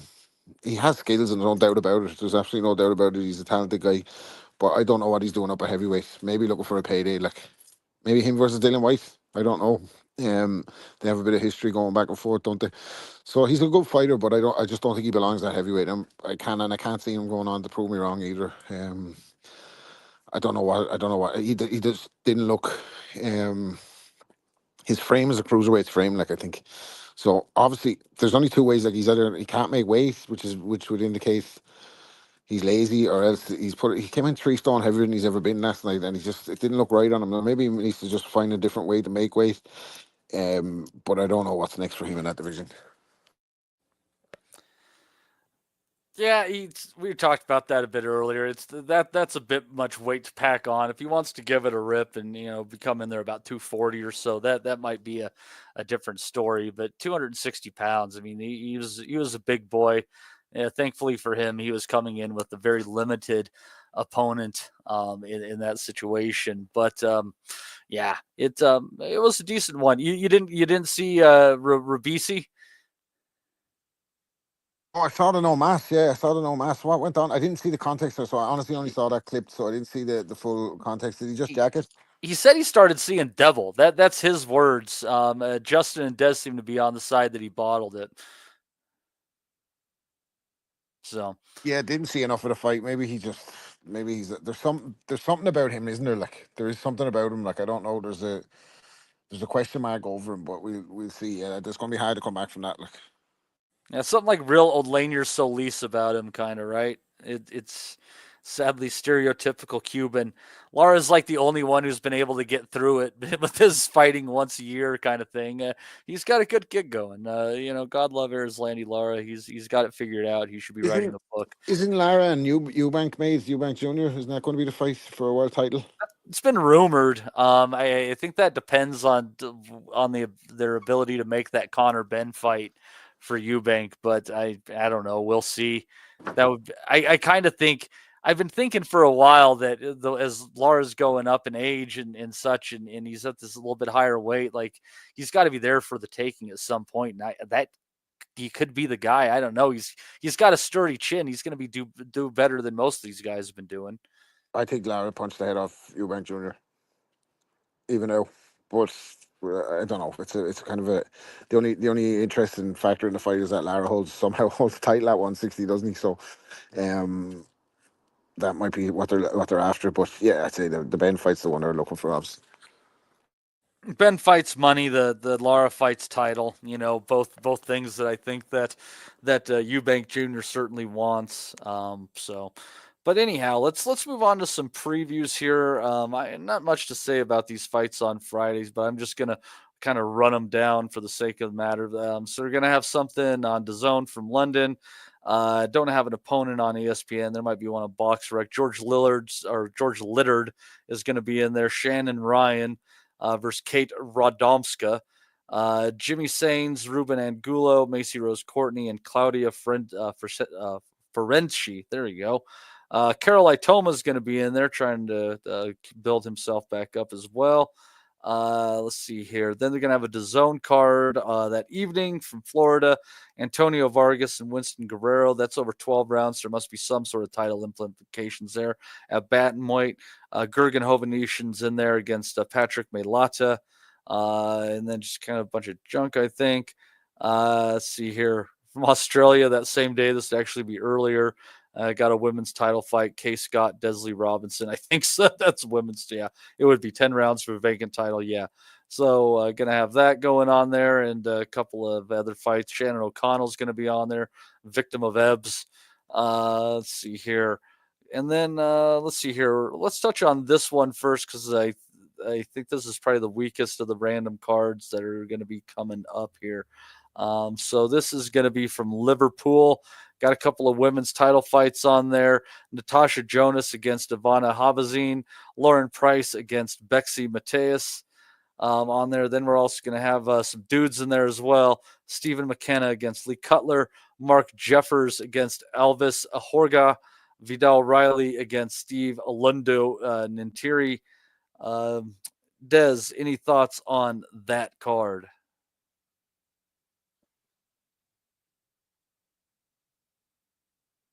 Are you on mute, Des? You with me? Just step Sorry, away. mate. I'm You're talking fine. away to myself. It's nice to see Natasha Jonas out because she's done ever so well in her career. She never put a foot wrong. She's always been in good fights, but she's been kept really inactive. I'd like to see Vidal Riley get going. I think we've got a really exciting cruiserweight group from domestic up, and I think he can be part of that, but he's got to get going. And we can't keep talking about fights. Go and have one. We look at our cruiserweights, whether it's Chamberlain, Lawal, Zorro, Fletcher, Hedges, they've all been beaten, most of them. Go and jump in the mix now. You know, we've got a really good opportunity to create something at Cruiser to make it really domestically interesting. Vidal Riley's been talking for years and years, and I'm sure he's a talent. I know people down at West Ham that tell me he's a really good talent. Go and show it now. So I'm interested in seeing Vidal Riley get going. I'd like to see Mark Jeffers get back on the saddle, Stephen McKenna.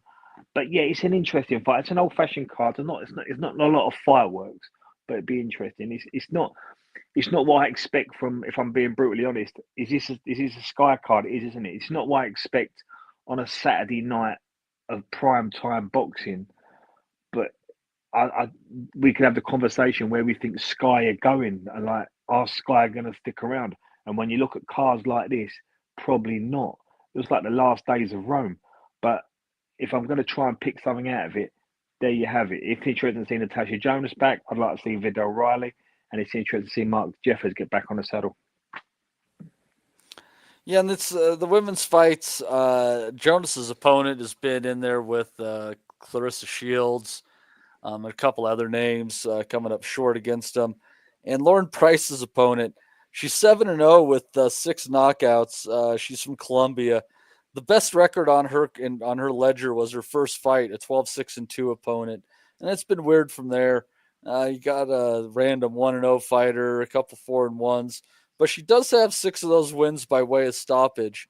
So I guess there is maybe something to be said there that might make that fight interesting. You know what I'd like to do, Matty, I think would be interesting, is if we got Eddie Hearn, Ben Shalom, Ed Robinson, Barney Francis, Adam Bleeden Smith, all round the table and said, come on, guys, you're all the clever ones. The last 15 years have seen boxing end up to this, and show them that card and say, who's responsible for this? Because that card on a Saturday night does not do boxing any good at all. People do not cancel their Saturday nights out. People do not say, let's stay in for the boxing. Pubs do not spend £1,500 a month for some sort of subscription to show that to their punters. That'll turn people off. That's a disgraceful card for a Saturday night of boxing. Yeah, I don't think very many people are excited about this one going down. It's the fact that I'm leading off with that one. I think it speaks volumes because these other ones that we're going to talk about, there's not much going on in this one as well. I guess, Justin, I'll send this one over to you. Maybe some of these names ring bells to you. We're going to have Jaime Munguia, obviously we know him, against Bruno Suraci, Alan Picasso against Isaac Saki, Jorge Garcia Perez against the to be announced, and a couple of more of those TBD fights. I'll say this much, Justin. Nobody can ever point a finger at Jaime Munguia and say he's inactive. He's doing that old school Mexican thing where he has his big fights and he knocks over cab drivers in between. I mean, that's the way that they used to do it back in the day. You know, you would just fight random guys all the time. You just didn't see it on TV. But no, this is a pitiful weekend. I mean, I'll be honest with you. I mean, for you, it's not because you love women boxing. So I guess you're happy about it. You need to do one of your I don't think any one of them is really kicking off. Like I said, this is it's just bad. But it makes you wonder: is you had such a good weekend last weekend? Why couldn't they just slipped one of those cards to this weekend, and then they could have spread all this shit out, and we wouldn't have to be? Because I'm not watching any of this. I'll probably Munguia. He's fighting a nobody, so I might watch the highlights, but I'm not watching any of the stuff we've just discussed. There's a lot of other random stuff I could be doing besides watching that. I'm not. No way. This is a bad weekend, and it is what it is. You can't have a good weekend every week, but I think y'all said about Sky. This is sort of kind of what Showtime. You remember? I mean, like this is end of days type stuff. Cards they're putting out now. This is like this card can't cost him what, $50,000 for the whole card. I mean, this is like the end is coming for them because this is pitiful. This is absolute pitiful what they're throwing out. And I don't know. I don't know what they've got. It's good that Sandy Ryan's back after she was she stabbed or somebody threw blood on her? Whatever happened to her. They just threw paint Oh on God! Whatever happened to her. I guess it's good that she's back from her traumatic whatever crap she was saying. Like she survived a fucking near kidnapping. No, when I first saw the picture, she had blood all over. So I thought, whoa, did she get like? They made it. I just made it sound like she went through some huge thing and still fought. But somebody threw paint and she acted like that was the end of the world and she could never, and that traumatized her from the fight. Hey, you lost. Some guy threw some paint.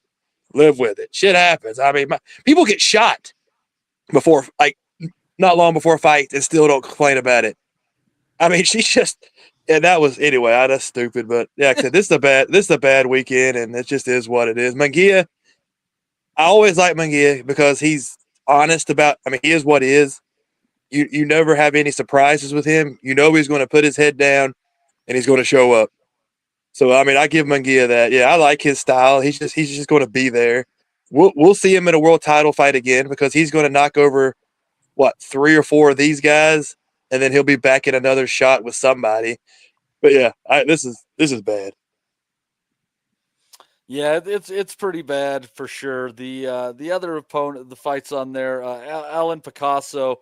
He's 30-0, still hasn't fought anyone. He's going in against the 26-2-2 Isaac Saki. He's Ghanaian.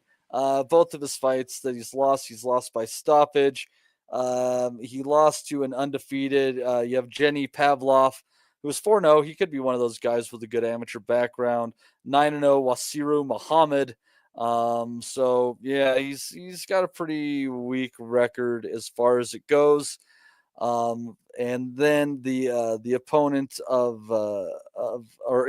was going to get on Bruno. So Bruno Suraci, I will say this one, Des.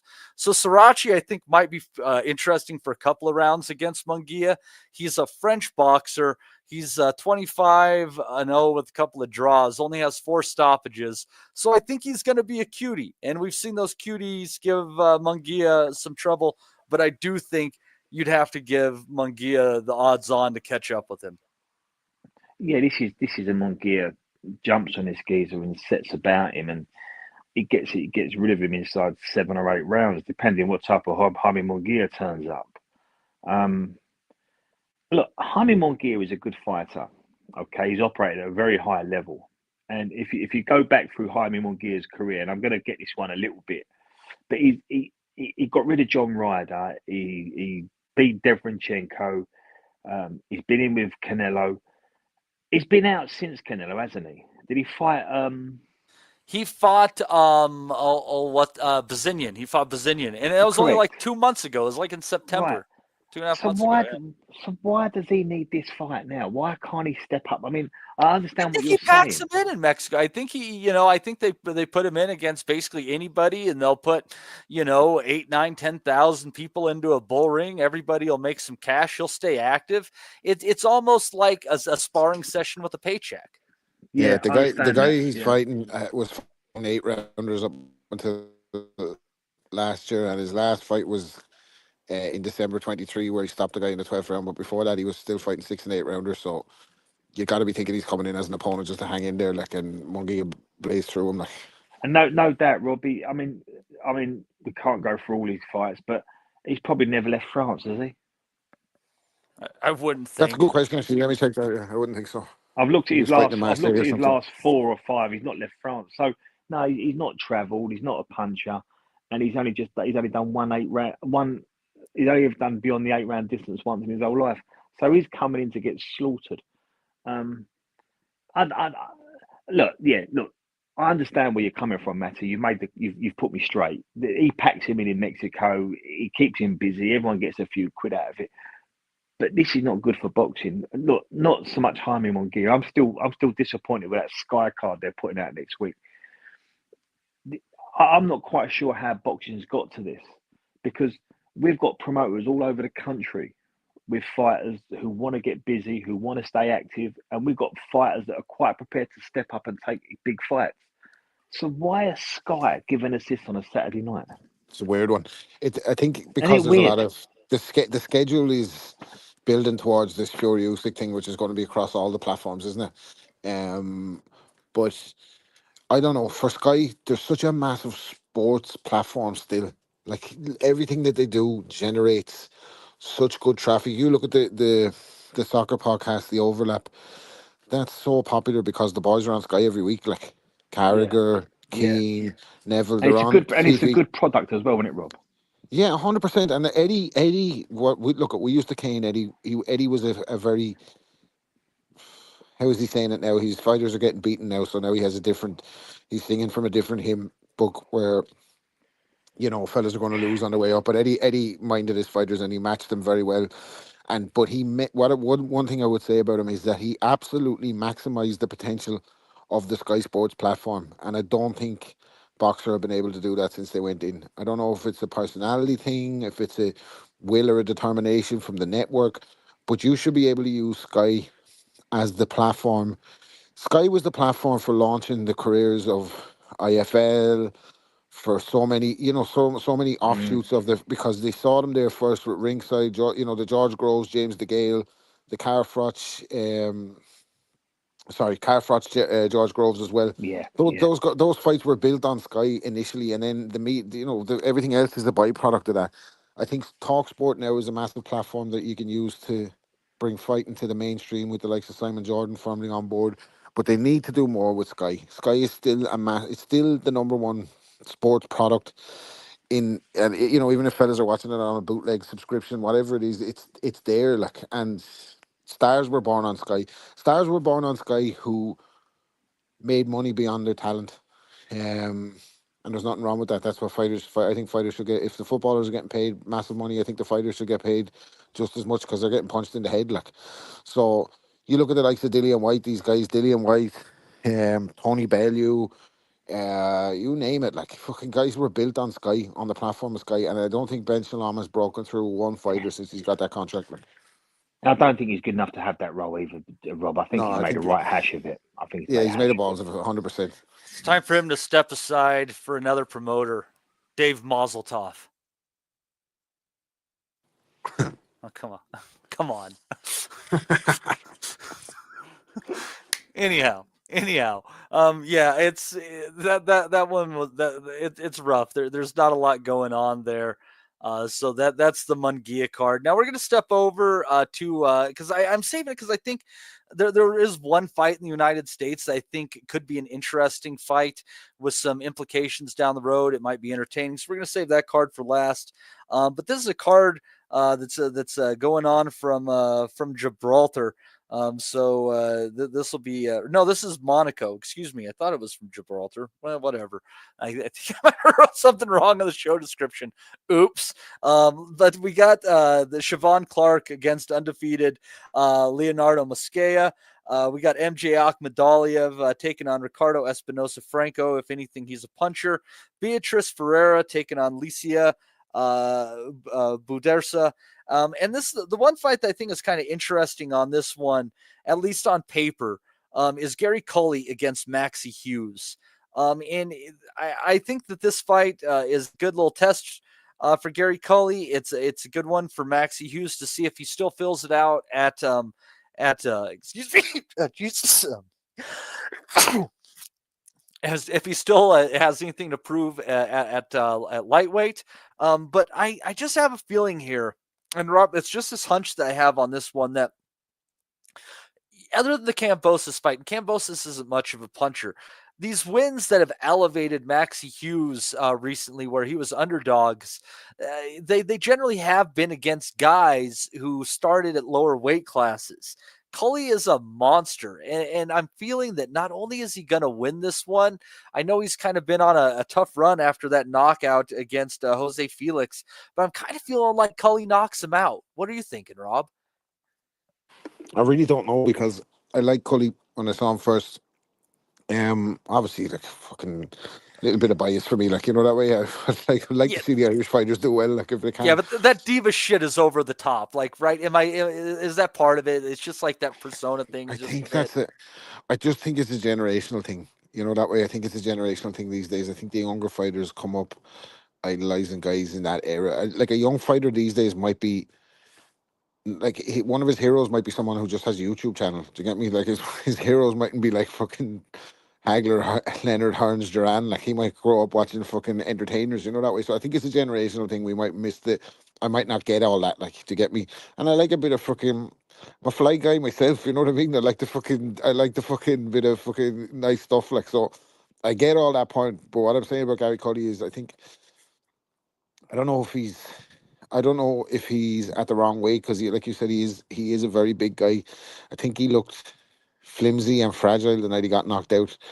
It was like he was on a bit of a trajectory. He was doing well. He'd put a couple of results, back-to-back performances together, and he had the platform to kind of make himself a star. Like, Irish fighters can make a lot of bread if they open up their mouth and talk, and they can sell a fight, especially over in America. If you can plug in as an Irish person, as I was talking to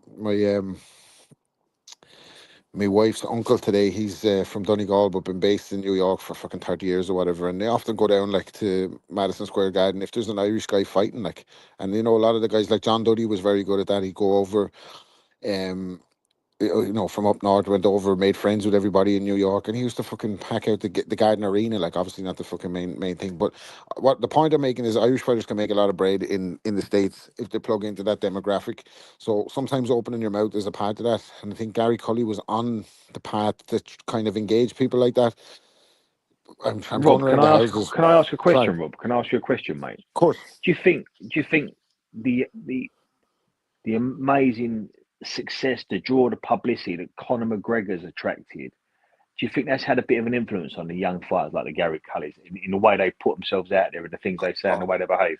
Of course. I think McGregor was a student of the game, and he definitely took a lot of stuff from Floyd. You know, that way. I think he borrowed it. So it was ironic that the two of them ended up fighting each other, because both of them could see a lick, see the chance of a lick when it was there.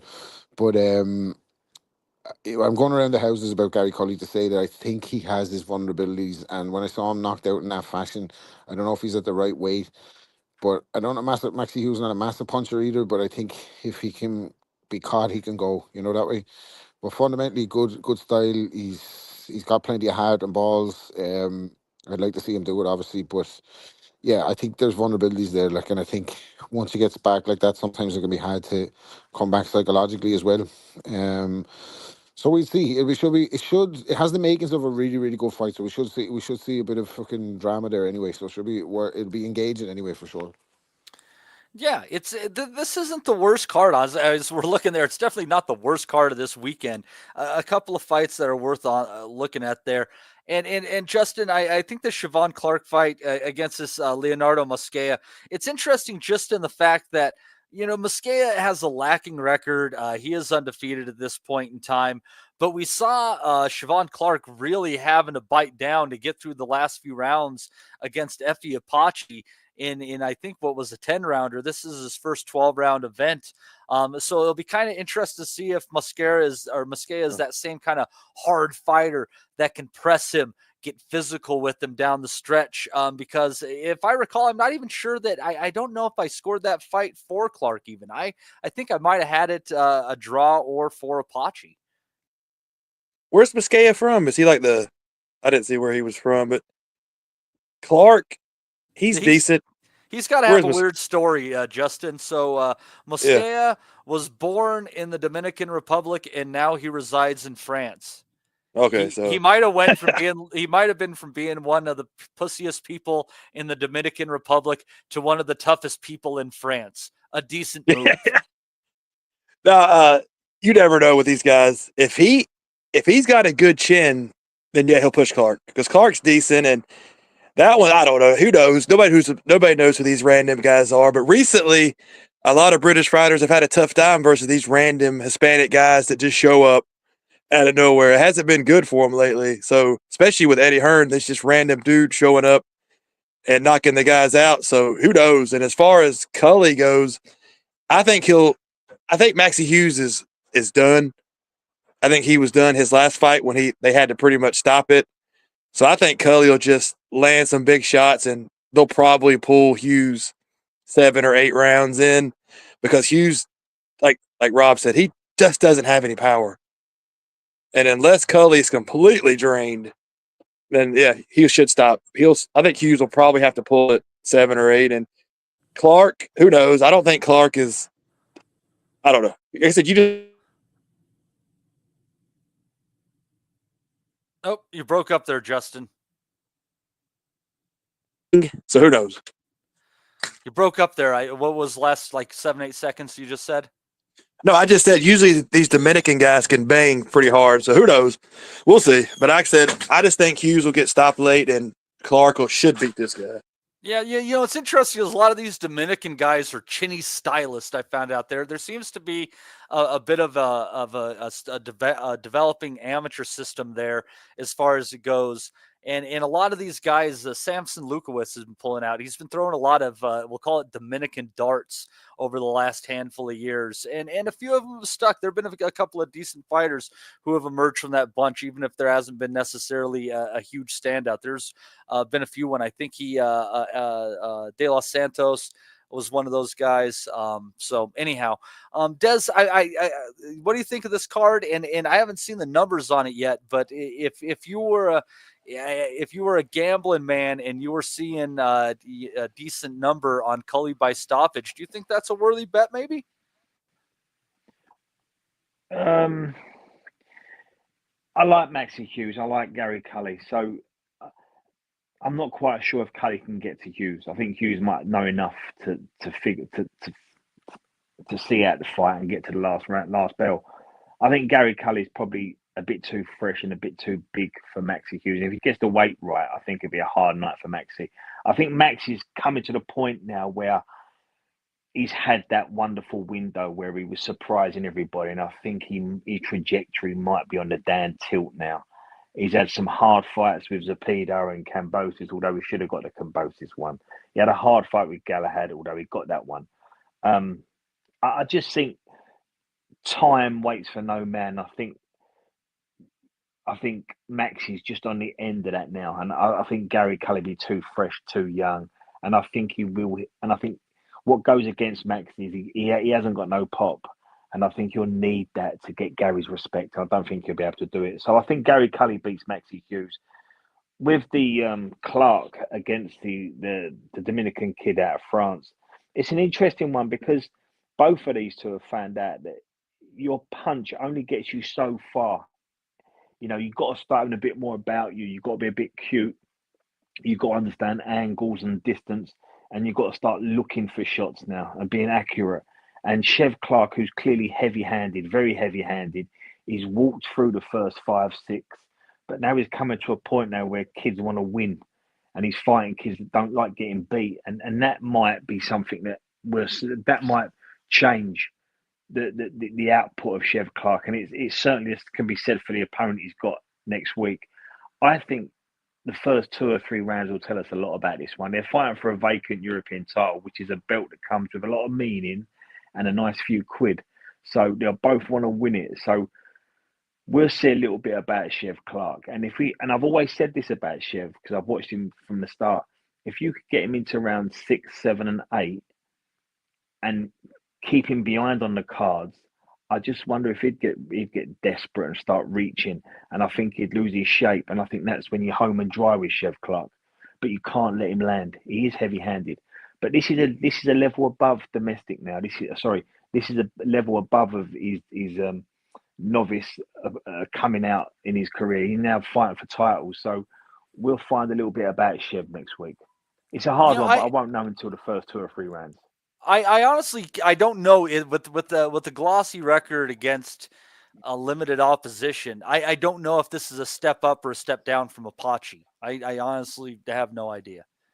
And we won't know until the first 2 or 3 rounds, until we know if Leonardo's come to win and if he's as good as his record suggests. Because his record suggests that he can crack, although his last 2 he hasn't stopped them. So maybe he's coming out of that stage where the guys he's fighting are a little bit cuter than what he's used to, and his power doesn't carry. We won't know. But look, with these guys, you don't know until they get there. And it's a bit like a Lawal, or it's a bit like an Isaac Chamberlain, or it's a bit like a Tommy McCarthy. We don't quite know till they step up, and then they level off. And it's only when the guys like a Billum Smith go on to beat the rest of them and fight for genuine world champions that we know that, yeah, you had the goods. But until then, we just don't know. So we'll have to see a bit about Chev. At the moment, he's done nothing wrong, but I'm starting to see signs that if you've got good feet and you don't hang your chin out, I think you could take Chev into the later rounds. And if you took Chev into the later rounds, even on the card or slightly just behind on the card, I think you could have Chev reaching and being a little bit desperate, and that's when he loses his shape. So he doesn't win that fight if it goes 12 against Apache. He doesn't win it if it goes 12. If it was 12, and that's what and that was obvious to see. So these are all the question marks above kids like Chev Clark. But we're finding out a journey because he's on this journey at the moment. He's still a novice, 10 fights in, and he's fighting for European titles. So up at cruiserweight, you can get fast tracked because sometimes the opposition is a bit limited and it's a little bit spare. So you can be fast tracked. So we'll find out an awful lot about kids like Chev Clark when they're against recognisable guys that have held these titles. We don't know much about his opponent next week, but the first 2 or 3 rounds will tell us a lot, and then you'll gauge it. Yeah, absolutely. Like I said, I don't think this card's that bad. This is not by any stretch the worst card of the week on there.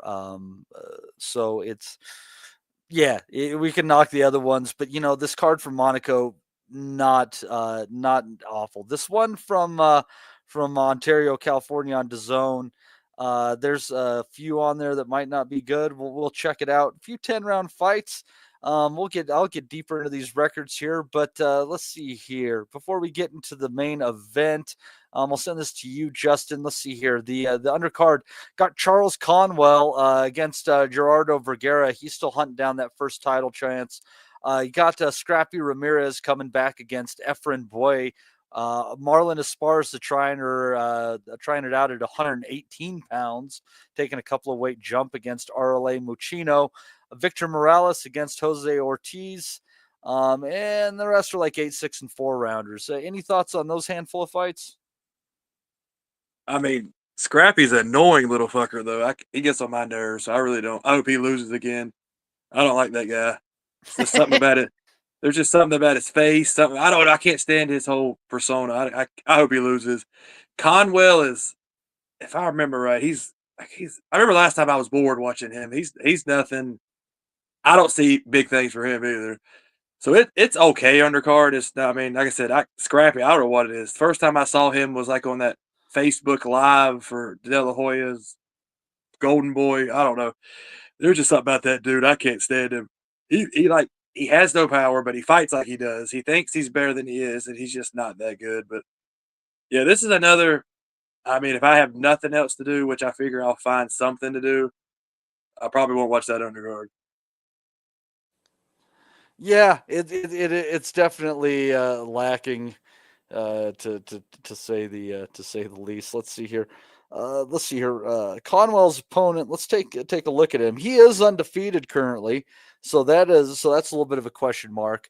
Not a lot of quality W's on that record, though. Not seeing anything that really stands out to me. Names that I find particularly on the front of my mind. So, but yeah, you never know with an undefeated guy. Again, as we just said, who knows? Esparza's opponent, 32-4. She's been stopped a couple of times. Oh, she lost to Fandora last time around. So this doesn't matter so much that it's at a higher weight because she's normally a lower weight fighter. So 10-round decision for Esparza. Victor Morales, who's this guy? Just going to run through this. 16-2 opponents. That's not bad for him. But anyways, the main event, Alexis Rocha against Raul Carrillo. This one is interesting to me because Rocha is a decent fighter. I think he is definitely kind of still that kind of gatekeeper status, beating a few decent names on there. Blair Cobbs, he just took some guy's his last time out. He's lost against the higher opposition, and the couple of times he's really stepped up. And he's going against Raul Curiel, an undefeated prospect. I don't know if he has any relation to the lower weight Curiel, but this cat can fight a bit. He's currently sitting at 15-0, 13 knockouts, and I believe he was an Olympian for Mexico in 2016. Dez, can I convince you that you'll to watch this one when you wake up on Sunday morning? Yeah, I watched this one. I watched Curiel's knockout win over Moron Jr. and he's heavy-handed. He's spiteful. Yeah, I'll watch it when I wake up. It's the only fight on the card that I'd be interested in. But I'd like to see how Curiel deals with Rocha. Yeah, I honestly think this is probably the best fight of the weekend on paper. Personally, I agree. I said, there's a lot of doubt in this one. It's just you got this one. At least you kind of have some known quantities. I think there's some question marks about these guys that we know of going against the undefeated cats that we don't know much about. Then that can often surprise. I would imagine at least one of those will be a surprise. Odds kick in eventually. We know a lot about these guys. And then what I'll say about Curiel is he's got he's willing to punch. He doesn't have that typical amateur thing where he's coming in as a non-banger. So this does look to be a fight that will probably entertain. And I don't know. I'm kind of leaning towards Curiel by stoppage on this one. Rob, are you going to put this on your list on Sunday? Yeah, it's Sunday when I catch these fights these days because my days of staying up for fights are gone. And even if they weren't, that wouldn't be one that I'd stay up for, that way. It's not exactly fucking lighting the fire in me. It's a routine enough card and I watch it, but I'm not 100% engaged. Have to be honest with the listeners, that way. Can't really give you much insights on that one, but I watch it for sure and give a breakdown on it. Yeah, it's tough. It's one of those fights where you kind of look at it and you're like, not necessarily looking hot on paper, other than, like I said, that main event, I think. But it's also one of those fights where there's just enough random Mexicans with decent records on there that you just know that somebody's going to come something's going to happen. Really bring it. And you love with the Mexican fighters as well. They can fucking upset the odds. Like we've seen that. We were talking about Gary Colley a few minutes ago. We've seen it time and time again with Mexicans coming to the UK and fucking be brought in as opponents and turning odds on their heads. So you imagine there could be a fight will break out there. Put it that way. We'll see Sunday morning. And I will suffer through the bullshit and let you guys know what that good fight is going to be. Oh my God, who do we got coming in here? Is this Mr. Ayman Khan? I was wondering where he was, by the way. No. He's doing the hoovering by the sounds of it. So I'm moving to New York. Is this problems with my sleep? What's up, guys? Dave Mazeltov? Who? Never heard of him. So yeah, just wrapping up here, real quick, Ames. Do you have any thoughts on the fights coming up this weekend? Anything that you think we might be missing as far as good entertainment? I mean, I'm in Liverpool for this boxer card for Jonas versus Habazin. Yeah, I mean, there's a couple of things somehow. Outside of fights, there's a couple of things going on, like it's WBC convention this week as well in Hamburg. So I think all the stars are going to be lining up to have a few pints in Hamburg after the convention. Is that where they go to kiss the ring and bargain for their position in the rankings? Present their PowerPoints? Yeah, everyone's trying to get... I mean, the rankings these days, I mean, what do they mean? Not all that big much. Big players are in town in Hamburg. I tell you what, the beer is going to be nice in Hamburg. Oof. I wish I was there. Are you not going, Ames? I thought you were saying that because it sounded like you were going. No, I'm going Liverpool. I could have been in it's Liverpool, Hamburg, and Gibraltar were the three options this week. And to be fair, I love Liverpool. I stay with my mates whenever I go there, so I'm happy to be in Liverpool. But it's a good night out as well. If you can't make it to Hamburg, a night out in Liverpool is recommended. Yeah, man, it's class. You come in? Absolutely not. I won't even go to the one that's in Waterford. It's only fucking half an hour away. Wouldn't even meet me when I was over. You see me when you see me. You know that way. They see him here. They see him there. I see you first. If Rob didn't have to earn money, he wouldn't leave 1,000 square foot radius of his house. 100%. That'd be high. I'm after seeing everything I need to see. I'm happy right here. You know that way. You look back and you want to save money. Must be the first time. Go ahead.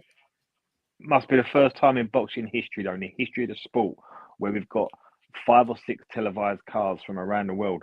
But the most exciting thing about boxing this week is the WBC convention in Hamburg. How bad is boxing if that's the case? Hopefully the fucking Steve Wellington's friend with the fucking hairy face is going to be there at the WBC convention. Maybe him, old cult character from the pod. He might make an appearance.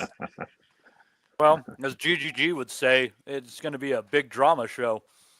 I sent Wellington a little meme. Let me send it over to you, Rob. Look at that. A fellow on my Instagram reel popped up, looked exactly like Wellings. I do say that for sure. So, well, fantastic timing there, Ames, because we were just getting ready to close it out because I think we've gone about as far as we can go on all this joyous stuff. But yeah, it's there's not a lot. I mean, there's a lot happening. Not a lot of great stuff happening this coming week. But did you talk Dylan White? We're gonna well, yeah. Go ahead if you want to cover that because that's going to be going on during the show next week. Just give me a quick moment because I've just got to pop downstairs quickly. But I just thought I'd throw it in and I'll come back in and give you my thoughts on it. So if you want to band it about between Ames, just Ames, can you hear me, mate? Yep. Is he still there? Yep. I was going to ask him. Are you still there, Ames? Yep. Is Dillian White back with Mark Tibbs? No, not that I know of. It'll be the first I heard if he is. All right, mate. Yeah, I'll be back in a second. Just yeah, we'll be back in a moment. Yeah, I guess we'll have to. Let me look at that real quick. What's that promotion on? What's White fighting on? What channel is he fighting on? What planet is he fighting on? Let's find out. Where country is it? What country is it in, and where is it? Let's see here, and that is next Sunday against the once defeated Ebenezer Tete. This is a fight that's from Gibraltar. That's why I got it confused with the Monaco event. Yeah, so it's let's see here, Dillian White against Ebenezer Tete, and then we've got Thomas Carty against Mika Milonin, Mike Perez on there against Israel Dufus. I just was looking through someone's record who beat Dufus. Let me tell you something. Just in case to not keep the listeners in suspense, I won't be going to fucking Gibraltar either. Yeah, the fight's on platforms. The fight's on Platform Sport. I've never heard of that shit. Platform Sport. But this is precisely what we're talking about. How and we've gotten to tonight with Boxer dropping the ball on the whole fucking benefit of having fighters on Sky. Dillian White was made on Sky. He flipped over tables, him and Derek Chisora. Look at the fucking fights he had on pay-per-view. Orlando Solis on pay-per-view. They knew how to fucking squeeze every last drop of marketing out of the Sky platform. And Dillian White, you think you would have seen guys to come. The fact that he's still news after going down badly in the Fury fight, after the lawsuit and the waiting it out. But he was a main player in the heavyweight division. For me, I've said it a million times. He's the type of guy, love him or hate him, he's gone out with a ton of money. I know he popped or whatever on the more than once actually, but he was a kickboxer who turned over pro and fucking made a ton of money on pay-per-view fights, like fighting other B-level guys. Like, and when he came up against on the big nights, he came up short every time. But look at the pay-per-views. 2 pay-per-views versus Povetkin, 1 with Orlando Solis, 2 with Derek Chisora. I think the AJ fight pay-per-view, the first one, maybe not. That might have been an undercard fight. Or was it? No, that was a headliner as well. And then the Tyson Fury. Yeah, Oscar Rivas, not Orlando Solis. Oscar Rivas was the fighter. Allegedly. Oscar Rivas is failed test. But yeah, like with that platform, with the right guys, you can really fucking make your mark. Like, and it's been just vapid from Boxer and Ben Shalom, hasn't it? Like, the fact that we're still talking about Dillian White on a Sunday night, really.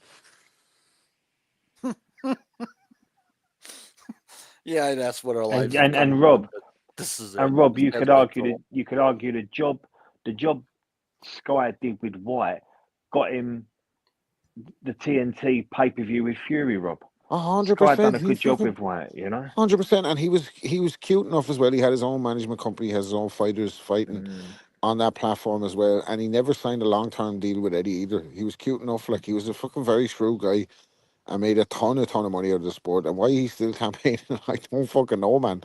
So if I was him, I'd be after going out into the sunset, especially after popping hot that time. But no, he's back fighting obscure locations now, like Sligo and Gibraltar. So anything for a pound note. I want to see eventually him, if he's going to carry on, I want to see him versus what's my man with Billy Nelson? Oh, Bacoli. Yeah, Bacoli, him and Bacoli, because they have history, don't they? You know the funny thing about Dillian White is what made his career is that he didn't beat AJ, that he just stunned him. And then Eddie Hearn, Eddie Hearn turned that into like $50 million because he stunned him for like 3 seconds, and then that's all he had to do. If he got knocked out cold like he eventually did, you would never saw White again, probably hardly. Yeah, you never seen him again. And then no, he did one shot, and his career was made.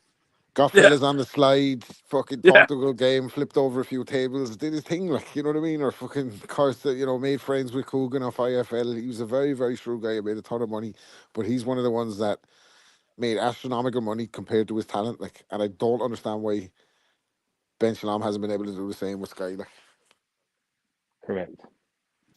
There's a couple of ready-made fights for him, though, isn't there? Like, I think it's clearly like with this fight, it's a nothing fight here. They're just trying to get Dylan back into a bit of kind of boxing mainstream type of conscience, build him up to one big fight, whether that be against Anthony Joshua, because that was a fight that was supposed to be done before. Everything kind of went down with Dylan. And then as well, too, you got Derek Chisora, who's searching for that 50th and final fight.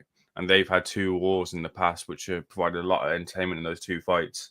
I'm sure Derek will want to kind of have that trilogy fight to finish off his career, whether that be in the UK over in Africa. I know that he's kind of penciled in Ngannou, I think, for that final fight, but the likely one would probably be Dillian White there. So there's definitely that last payday. And this is on DAZN, by the way. So you won't have to go off to a different platform.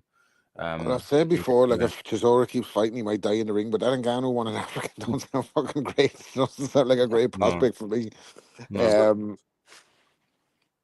So Ames, let me ask you though. So you wanted to touch on this card. So, what are you interested in? Other than that, Thomas Carty against the 43-year-old 7-2 Finnish heavyweight Mika Mielonian.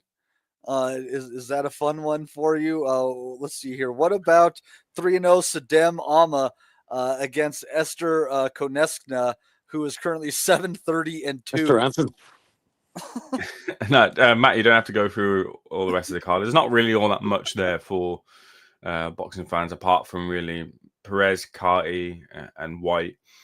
Thomas, he's getting to that point where he's a bit of fun. He's almost like the Irish Fisher in a way, sort of kind of similar sort of skill set. No, Carty like No paddy like a caddy paddy. That's the one. I really like Thomas. He's good copy, to be fair. I got a lot of goodwill. I remember I first met him at Peter Fury's gym before he'd even had a debut. We were just chatting about boxing, his kind of dreams and aspirations to. He's a good lad. But he's one of my mates, Deco Cogger, is a sparring partner of his actually. Right. And he's supposed to be a really, really good guy, Thomas Caddy. But you get to 9-0, 10-0, and then you're looking at your proper step ups and fights, and you kind of find your place within. Obviously, he's not British, but if you can kind of put him in that mix, you kind of find out where you are amongst the domestic, including the Irish scene. And like he's going to be at the point of that no return really, unless they take him down the international route with Thomas. Mike Perez. Last I heard of Mike Perez was Michael Hunter was maybe supposed to fight him. I don't think that fight ever happened. So that's about as much as I've kept tabs on. He was a supremely talented guy, Mike Perez. I remember seeing him a lot on the Andy Lee undercards back in the day, and he was his technique was fucking frightening. And I always thought maybe he was just a bit heavy at the time. And I know he went and lost a lot of weight, but Povetkin, I think, ended him, didn't he? Wiped him out. Like, no, I think it was the Abdusalamov fight that ended. Yeah, well, that was before the one before that, and then Povetkin was fucking juiced to the gills, wasn't he? He had a head like a fucking gas cylinder, like when he fucking obliterated him over in Russia, and that was the end for him. But you got to feel for fucking Mike Perez, like he fucking risked it all to be an exile from Cuba and ended up in fucking County Cork, married. So you got to think sometimes you might want to go back. You got a small bit of Chisora flavor on the card as well too. I think his nephew is on the card, Jermaine Dilawaya. I don't know if that'll be featured on any YouTube or on the undercard if all those fights are featured on DAZN, but he's on there as well. And there's a comment here from Simon Hill also suggesting Dylan White versus Joe Joyce being a future fight, which you don't know how much Dylan's got left really since his. You don't know how much Joyce has left really. Yeah, no, I mean, like, he did that Franklin fight. A lot of people thought Jermaine Franklin won, but it was still a good competitive fight. And that kind of shows you where, in his last real competitive fight of note a couple of years back, where Dylan was. And that's still at a real good level. I quite rate Franklin quite highly. So you feel like there is still something to give from Dylan, but he's Father Time's undefeated and he's got to get a move on to that next big opportunity because Hammer and Tete just isn't doing it to close off 2024. It's been a poor year for him.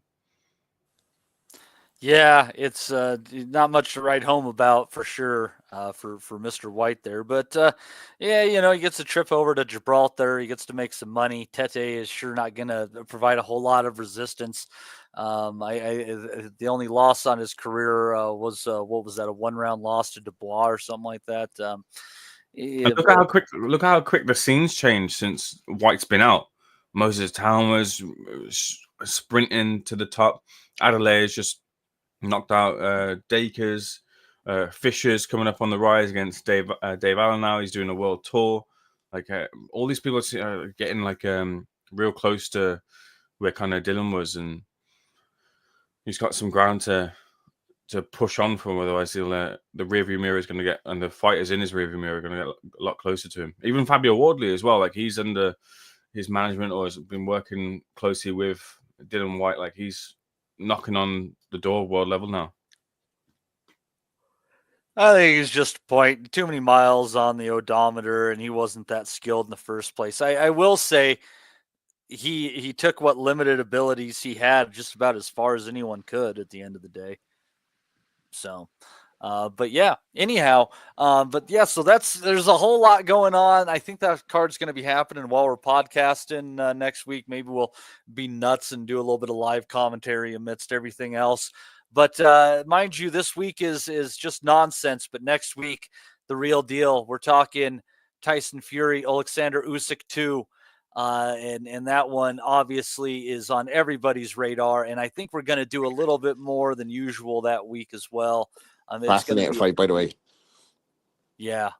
Talk about the bullshit that we had to endure for next week's previews, but that one is fucking fascinating me anyway. They're bringing out the boxing nerd in me, the possible fucking outcomes and scenarios that are going to unfold during the fight. Like, yeah, really, really, really fascinating fight. Well, And as we all know, Tyson Fury is undefeated in rematches and 3 matches. Yeah, true. But one thing you can't do is turn back the hands of Father Time. So we'll see. We'll see. But yeah, I don't know. I can't make a call on it yet. I'll have to fucking get fully immersed in it now in the next week. But yeah, for me, it's still a toss up. Like, yeah, you know what's crazy though? Have you seen this talk about Klitschko coming back? I have seen the talk of Klitschko coming. Yeah, back. we saw that. I don't want to hear that old shit from fucking Klitschko. Go fuck off, man. You had your fucking time. Fuck's sake. Came back fucking after 2 years on the couch to fight fucking Joshua that time. Give me a break. Go away, will you? And that's fucking 10 years ago. Will you stop? Like, listen, I sometimes the boxing fucking YouTube algorithm throws up previous Boxing Asylum episodes in my YouTube feed. Would you believe it? Fucking Andre Ward versus Sergey Kovalev 2 was 7 years ago. So to put that into context, could you imagine what fucking Klitschko's looking like? What is he, 50? Yeah, he's 48, and yeah, fucking break. And not just that, like however brief the conversation was, it was sticking him in with Daniel Dubois. Well, Klitschko didn't have a great chin in his prime. I'm sure at 50 years old he shouldn't. I don't think he's ready to come back. I mean, I love Klitschko, but man, There was only one ever old man that could fight. Only one ever old man that could fight, and that's Bernard Hopkins. And I partly think that that's down to the fact that he had an early career as an armed robber instead of an amateur boxer. You know that way. No, he didn't have the same miles on the clock that everybody else had. I'm going to call you. I'm going to say off the top of my head, there really are 3. And Foreman, like or whatever. There's Bernard, Foreman, and Archie Moore. And Archie Moore never stopped. Do you know what I mean? It's like fucking he didn't fucking take 7 years off and be like, I'm going to fight Rocky Marciano. You know what I mean? Ferhat Arslan is another one that's in his prime. He's fucking 5 years old. Like a month and a half ago. Yeah, he's like 57 or whatever he is. I think about throwing Orlando Salido as well. I think Orlando Salido run. He was like a fucking granddad, wasn't he? No, he only got to like 38 or 39, and there's a lot of 38. Last of the Goonies. One of the last of a dying breed was Orlando Salido in the show. A fucking Goonie, man. Absolute fucking monster. Loved him. Yeah, but anyhow, yeah, it's God, we're gonna have to talk to Steve about trying to find a good punches from the past with Salido because he's worth talking about anyways. But anyhow, it was a good time on there today. I'd like to thank Dez, Rob, Justin, and Mr. Take Ames from Seconds Out for joining us today. I've been your host, Matt D. Gellinaro. And I'd also like to thank some folks who threw in the super chat today, Ryan Deal and David Palmer. Thank you for keeping the lights on. We look forward to seeing you folks next week, and we'll probably have some extra content as well. Looking forward to that Tyson Fury, Alexander Usyk rematch. But you folks have a great week ahead, and we will see you next Sunday. We'll never forget. Yeah, I think that's good happening. Go to move! We want to be honest, yeah? Crying like a little bitch. I've never met a fucking swank that can fight me. I fell asleep. You're a fucking bum, you're a fucking asshole. Rumpo fucking Steltskin. But allegedly, Oscar Rivas has failed a test. 7-year ain't. I will fucking smash fucking you. I hope you fucking die. Be safe. I love Boxing Asylum. It's as simple as that.